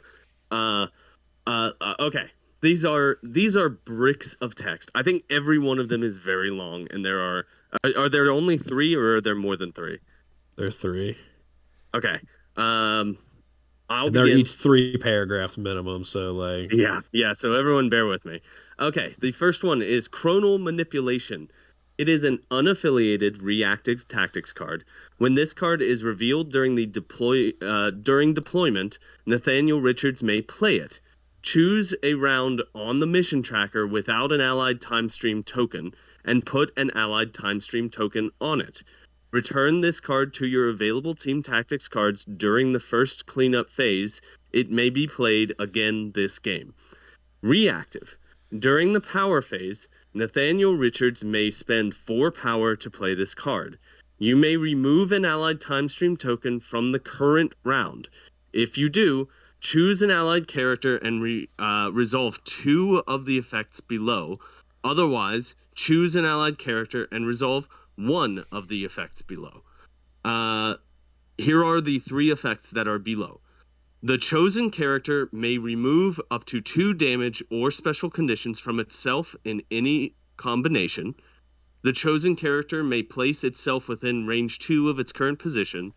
The chosen character gains 2 power. Okay.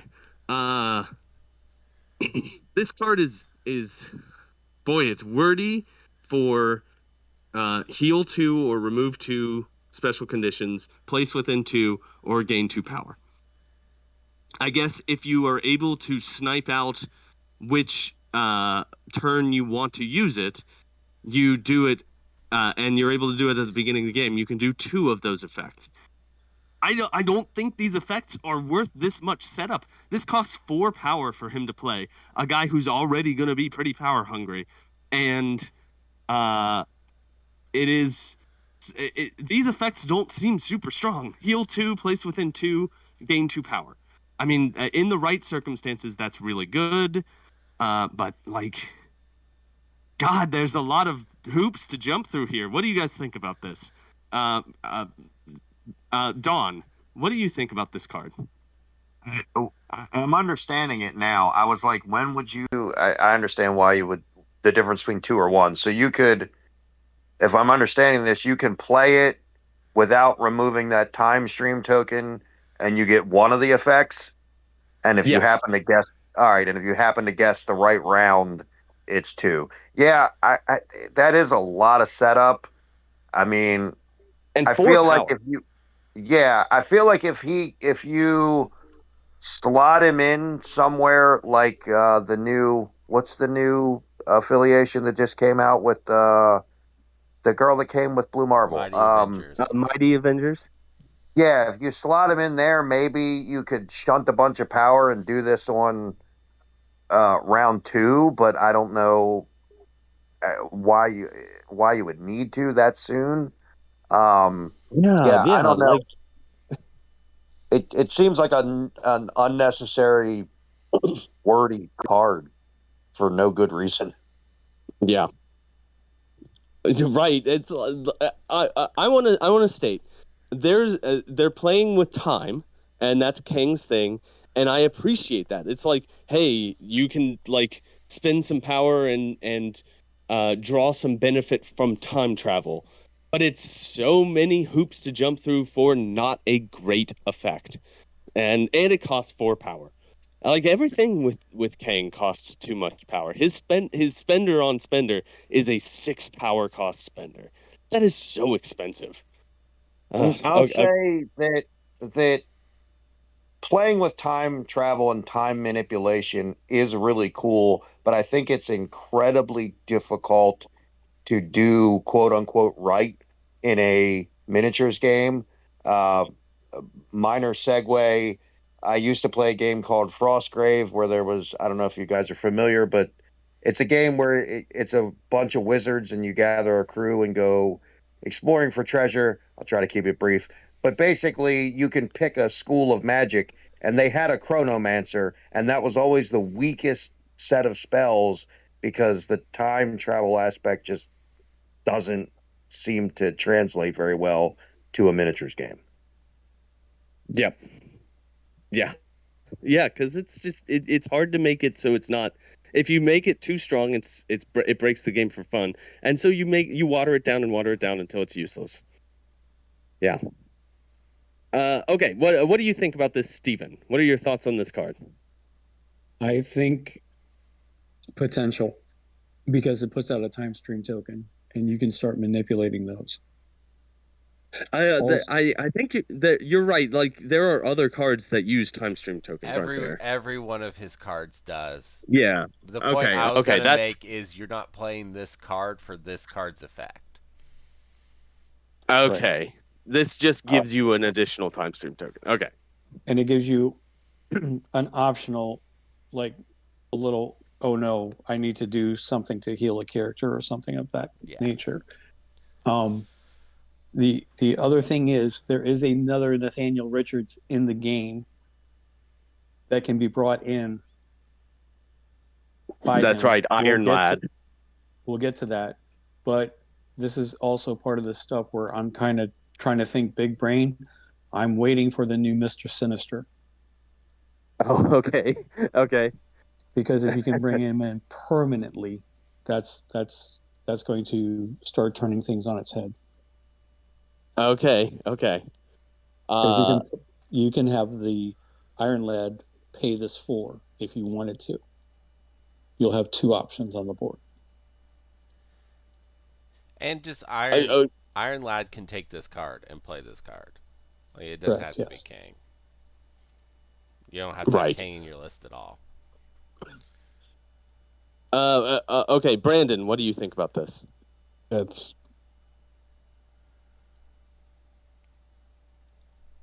Did we lose Brandon? I heard It's no bueno. Okay. I'm not dealing with it. I don't. I mean, like, unless the time streams are that important, a tactics card, and especially Cabal that has really good tactics cards, I don't know if it's going to be worth it just for the time stream token. But I'll be honest, I haven't read the other cards, and I'm going to let you guys read them to me. Will do. Okay. Brad, I haven't asked you, although you weighed in there. Yeah, this card's not great, but it interacts. It gives you with an the additional other time ones. stream. Interacts Yeah, with the other ones. Okay. That's what it does. All right. Well, then let's move on to Steal the Future. Oh man. All right. Steal the Future. Cabal specific reactive tactics card. When this card is revealed during the deployment. During deployment, Nathaniel Richards may play it. When this card is played, set it near the battlefield instead of discarding it. If this card has been played, when an ally Nathaniel Richards would suffer damage, he may suffer 1 less damage. If he does, put 1 damage on this card. If this card has been played during the cleanup phase, before scoring VPs, an allied Nathaniel Richards may suffer any amount of damage. Remove the same amount of damage suffered from this card. During each cleanup phase, when scoring VPs from crisis cards, you score 1 less VP for every damage on this card to a minimum of 0. During each cleanup phase, if this card has 5 or more damage on it, choose an allied Nathaniel Richards that is not dazed or KO'd. Push each other character towards the chosen character short. Additionally, after all moves have been resolved, the chosen character is KO'd. Okay. What is going on here? I do see the value here. The value here is you keep yourself alive for longer. You can shunt some damage off onto this card and then take it at the end of the round. Or you can not take it at the end of the round and lose victory points. So I would look. I think there is a key thing I think you're missing, Fred. Okay. So I think if you're playing this card, your plan is going to be for him to die, because then the card would go away, right? And you're not going to lose the points. And then you push all the other models towards him, so you're going to pull people off of points if he does get KO'd. And if So you load this up with 5, and if you could pick the timing of that better, that would be great. But you have to play it at the beginning of the game, and it's active the whole game. Yeah, that's the biggest thing. I think you're really this is one of those where you're really trying to have that last ditch of pull everybody off the points, or pull everybody off the point and he dies. But yeah, this card's bad. This is terrible. I think this is a bad card. This is one of the worst cards they've ever made. It's so bad. I don't get what's going on. It's really, really bad. You lose VPs, or you lose your character, and maybe lose some VPs on the way. It's not so bad. I don't see it. Don or Steven, do either of you have any insight into what's going on here? I don't want to let you go. I will get Kang, and I will experiment with this. Okay. I don't see how this could be useful. I think this is just a ridiculous card. I think maybe you could get slightly cute with it and play it with Iron Lad, and maybe if he takes damage and you want to keep him alive, you shunt it to this card, and then have someone like Rescue come in and then heal the other damage off of him, so you can put the damage back on him and not suffer a VP loss. Kind of a way to quasi give him more health, but that's then becomes dependent on having another character that can heal, and I think you're just playing, that becomes a Rube Goldberg machine almost. Yeah. You're really you're gambling at that point if you're using. I mean, I do. That is probably the best case scenario for this card. I think this card is still not worth taking. No, you just make sure your opponent doesn't score any points, and you get all the extra health, and you just don't score any points either, and nobody scores any points. Oh, that sounds like a great game. Yeah. Okay. So that's that card. The final card is Trust No One But Yourself. It is an unaffiliated reactive tactics card. When this card is revealed during deployment, Nathaniel Richards may play it. Choose a round on the mission tracker without an allied timestream token and put an allied timestream token on it. Return this card to your available tactics cards. During the first cleanup phase, it may be played again this game. Reactive use. During the power phase, you may remove an allied timestream token from the current round. If you do, one or more allied Nathaniel Richards must spend any number of power to play this card. Choose an unused Nathaniel Richards from your roster with a threat value equal to or less than half the amount of power spent, rounded down. Place the chosen character into play within range 1 of an allied Nathaniel Richards. The chosen character gains power equal to the current round and is now part of your squad. At the end of the activation phase, if an allied Nathaniel Richards was placed into play with this card, remove that character from the battlefield. Okay. All right. So this gives you another model, and if it's choose an unused Nathaniel. So it has to be a Nathaniel Richards. It has to be Iron Lad, or Kang. You cannot bring Kang Or- in with this No, you card can't. because you would need to spend 12 power, so you can only bring in Iron Lad, and you would have to spend, how is Iron Lad 3, so you'd have to spend hold on. 6 power to bring him in? That's correct. Yep. Okay, that's correct. Yeah. So I think this is interesting. God, if that first card didn't cost 4 power, this would all make sense, but that costing 4 power, nothing makes sense. I have a question. So this could be a way for Steal the Future to have use, where you could load Steal the Future up with power, with 4 damage, and then bring in bring in Iron Lad, have Iron Lad move to a point that's going to pull a lot of enemies off of the points, and then Does not work, Fred. Does not it work. does not work that way. Okay. No, at the end of the activation phase, and Steal the Future yep. is during the cleanup phase. Yep, you're right. You're right. So that does not work. So I was trying to make it work, and it doesn't work that way. Okay. I think this one, of all the cards we've said, is probably the best one. You get to bring a new model onto the table. It goes away at the end of the activation phase, but you get an extra model for an activation phase, which is a good effect. What do you guys think about this card? Let's start with Dawn. Dawn, what are your thoughts here on this card? It's probably the best one, and maybe you play what was that first one? I don't even remember the name of it now. Chronal It is- manipulation. Chronal manipulation.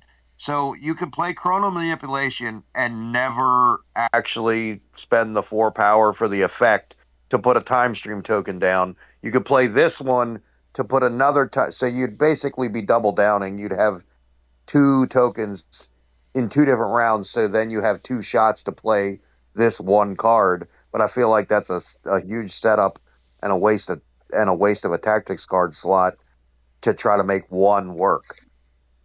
Yeah. I agree. What do you think about this, Steven? What are your thoughts? Remains to be seen. It's one of those characters where you're devoting a lot to that character specifically, kind of like Apocalypse. I also want to chime in that there was a 6th threat that was way below the power curve there, Brandon. I like to refer to Phoenix, by the way. Who was it? Yeah. Sorry, I was coughing. Phoenix. I Ah, think below you're the right. power curve.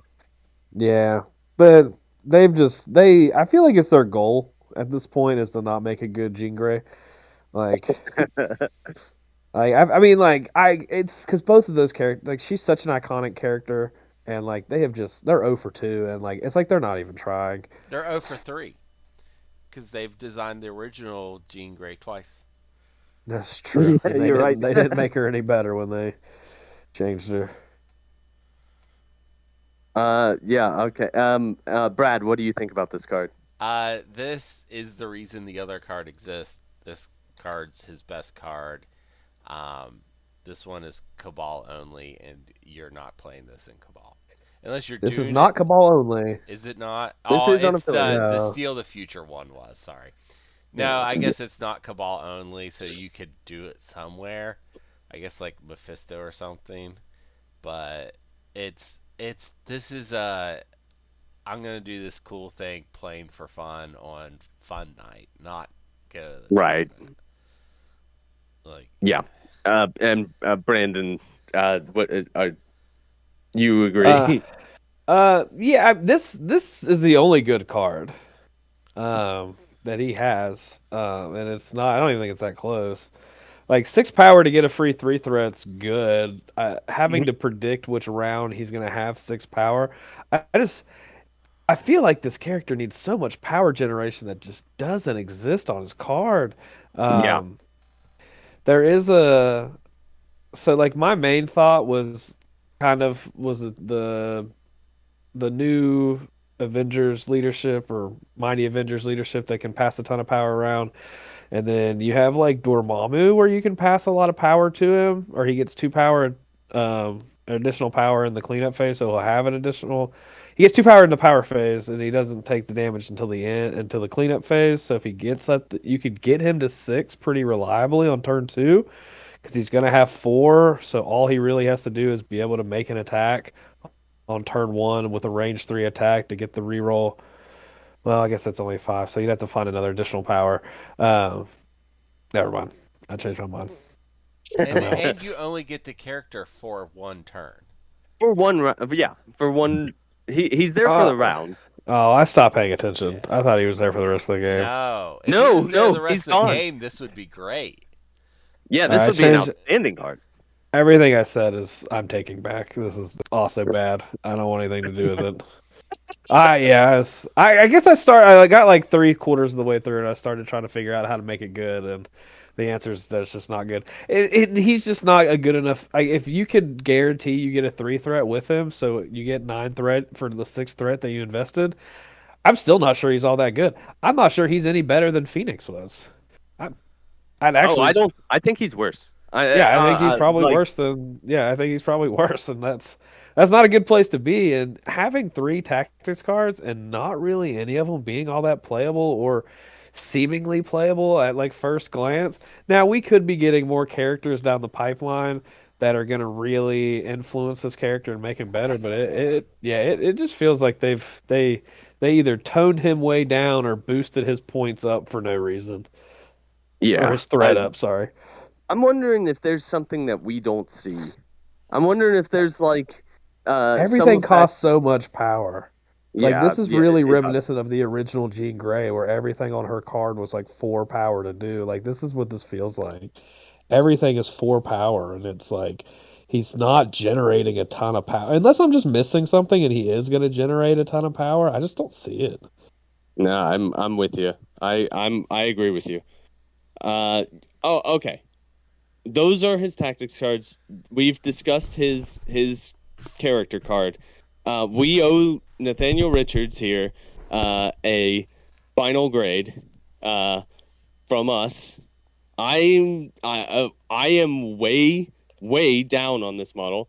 I think he may be one of the worst models they've come out with in a long time. I think he doesn't work. I think that or maybe there's some interaction that's coming out later that will make this make sense. I don't think this makes sense. I think that he's almost to the point of not being playable. I may give him a D plus. I think I'm gonna go that low. I'm gonna give him a D plus. Dawn, what do you think about Kang? I'm all over the place. I was gonna give him a C, but now that you're even lower, I'm like, oh my god. I'm also the Yeah, last person that you should use as a Yeah, but bellwether. I'm not Fred's gonna usually lie. very optimistic, so he's yeah, fallen down on sure his that luck apparently. right. You could. I just had a weird thought, although it's bad. You could play him Kang under the 4 threat Baron Zemo, where you get an extra tactics card and you get a refund for playing them. But then that Okay. means you have to. But then that means you have to play that Baron Zemo. So Uh, And you're under a Hydra leadership. right. Well, But yeah, I think I'm going to stick with. I'm going to try to be slightly optimistic, and I'm just going to give him a C. Okay. That's totally fair, and that may be correct. I may just be completely off. Brad, what do you think about Kang here? Fred, you're stupid. He is not unplayable.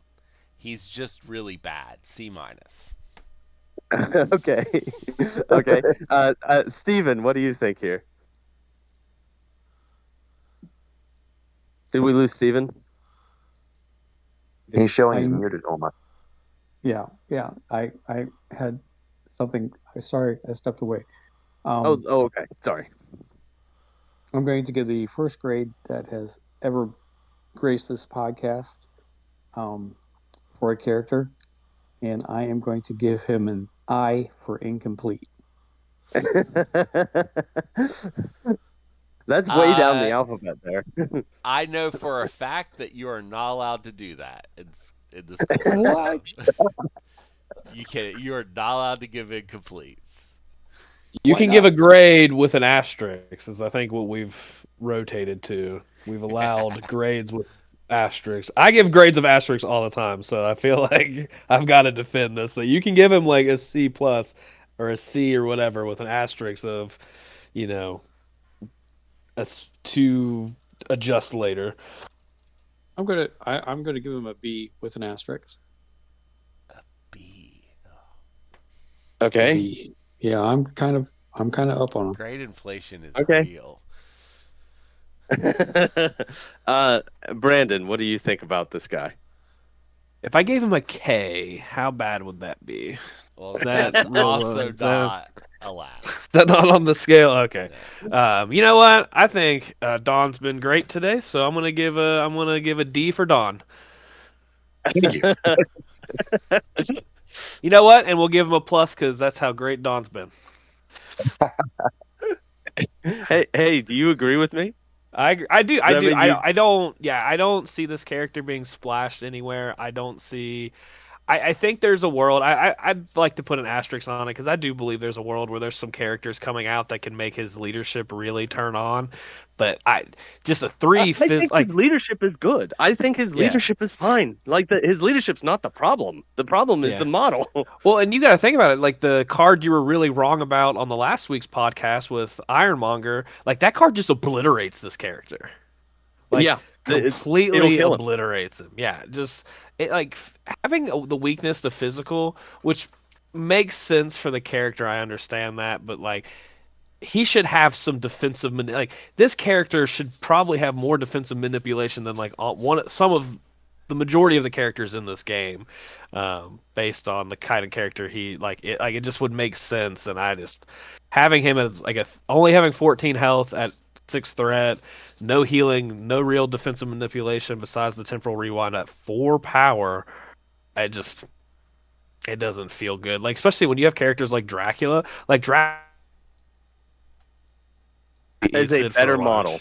Like better model across the board and is a 5-threat model. Yeah, top to bottom, there's nothing on this character that's better than anything on Dracula's like sheet, and he's a threat less, has better defenses. Like it doesn't make this model does not make sense, and it's kind of like original Daredevil when AMG kept telling us that like Daredevil's broken and like we just don't understand it.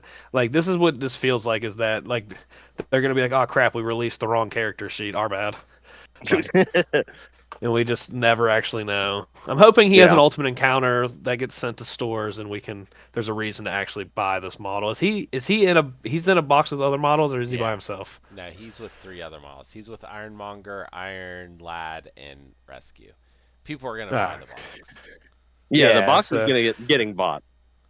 A reason to put them together and not sit in Fred's closet for 2 years. He only does that with models people like and want. Yeah, he only does that when people really need the models to play in events and stuff. All right, well, that's our take on Kang. Yeah, that's that. Brad, do you have any comic books that feature Kang that you would like to recommend? I do.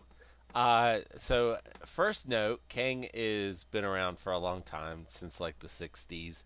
Back when Marvel was really getting going with the stuff everyone actually knows. They had a very popular villain named Doctor Doom. People may have heard of him. And not if you've only played this game. It's true. And he was so popular when he premiered that they tried to make a Doctor Doom character for every one of their franchises. Mm-hmm. So Magneto was the Doctor Doom of the X-Men.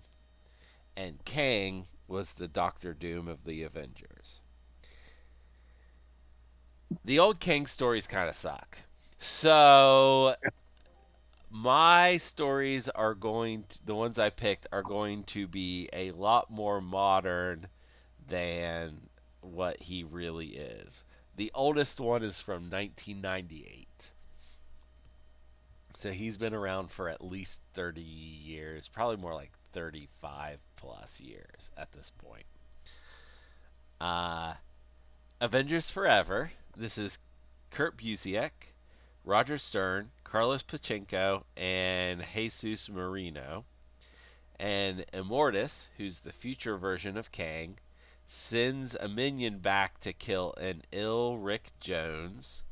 Fred, Rick Jones is very important in the Marvel Universe. Who's Rick Jones? No idea. No clue. No idea. First of all, no superpowers, at least in the early stories. He's mostly famous from those old for two reasons: being Captain America's sidekick, and being the person that Bruce Banner has to push into a ditch when they're testing the gamma bomb and turning Bruce Banner into the Hulk.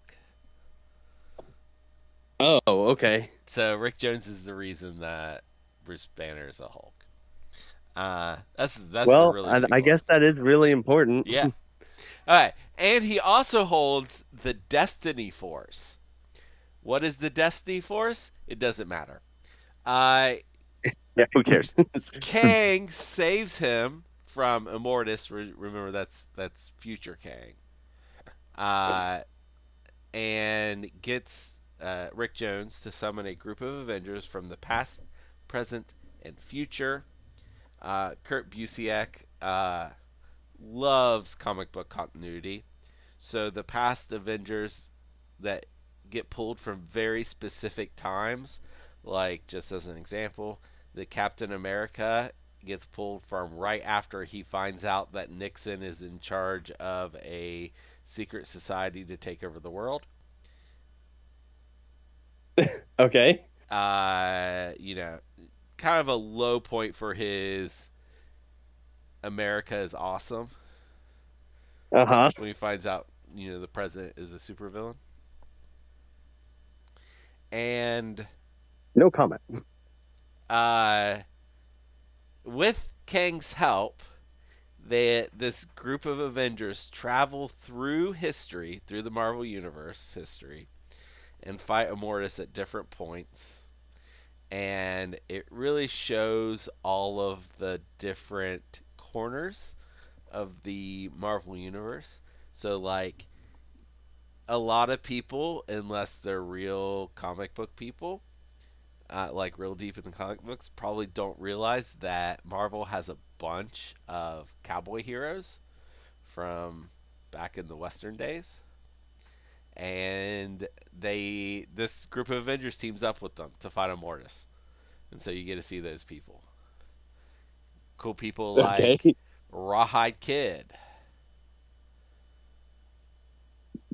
Rawhide Kid? Yep. What is this? Is the other one called Two Gun Kid? Are they both called Kid? That's crazy. I mean, so that's the first story. The second one, also from 1998, and the same writer, Kurt Busiek, is Avengers 41 through 55 and the 2001 annual. This is called Kang Dynasty. Art by a couple artists, but I wrote down Alan Davis and Ivan Reis as two of the, I think, four artists. This came out very shortly after Avengers Forever that I just talked about, and features Kang again. And this time, he takes over the world. He's the first supervillain to take over the world that didn't resort to mind control. specific. Yeah. A lot of qualifiers. Yeah, Doom mind controlled everyone. Kang didn't need to.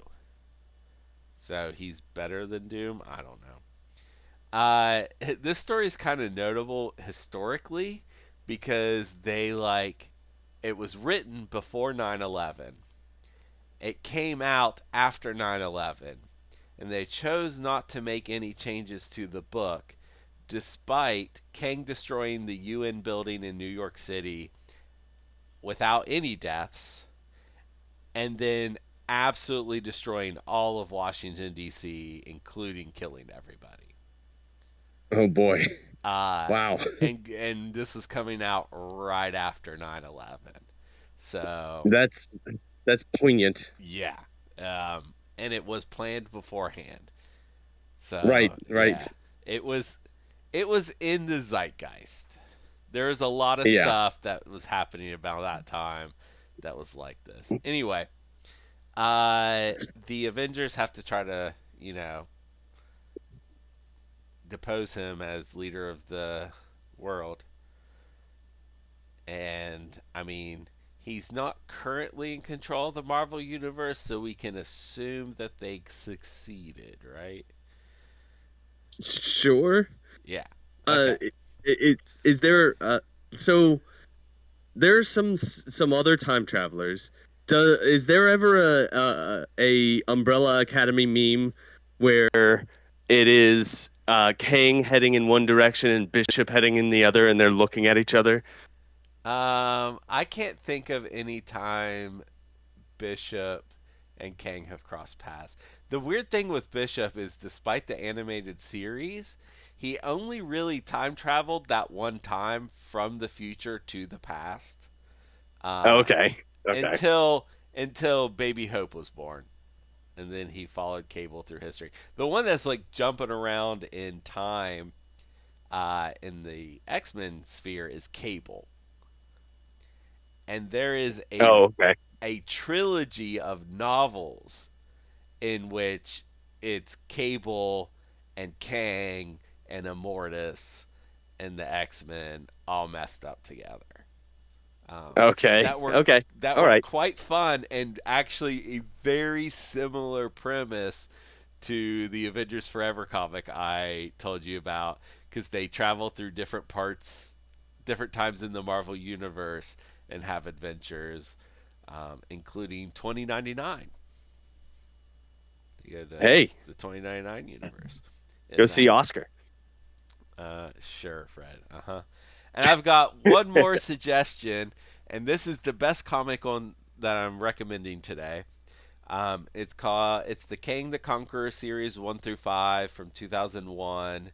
Oh shoot, I should have wrote down what this trade paperback's called. No One Left to Conquer But Myself, or something like that. It's Con Kelly, Jackson Lansing, and Carlos Magno. And this is a complete history of Kang from Kang's point of view, which you don't normally get Kang's point of view. It sheds a light on what makes Kang and all the different parts of his life, what drove him to be Kang. Apparently that is his future self telling him to be Kang. And you see stuff about Iron Lad and Immortus, and for a while Kang, this is established early on, but for a while Kang was a pharaoh in ancient Egypt. That's an important part of his history. And this is a must read if you want to get an idea of what Kang's like. Like, this is, if you read nothing else about Kang and you want to know what Kang's deal is, read these 5 issues. You can do it in an afternoon. It won't take very long at all. Okay. All right. Well, thank you, Brad, for those comic book recommendations. The only thing that's left is my non sequitur recommendation. I think we're going to skip it today because I think we're well over 2 hours for this episode. So I want to say thank you to Don for joining us today. Don, it was great to play against you, and it was great to have you on the podcast. Thank you so much for having me. This was really cool. Yeah. We'll have you on again. This was great. Steven, thank you for joining me. Brandon, I'm always glad when you're on the podcast. And Brad, thank you for doing all of the work that's associated with the podcast. And I want to say thank you to everyone who's out there listening. Thank you for listening. It's very cool. It's cool that you do this. Goodbye, everybody. I hope you have wonderful games of MCP and have a wonderful rest of the week.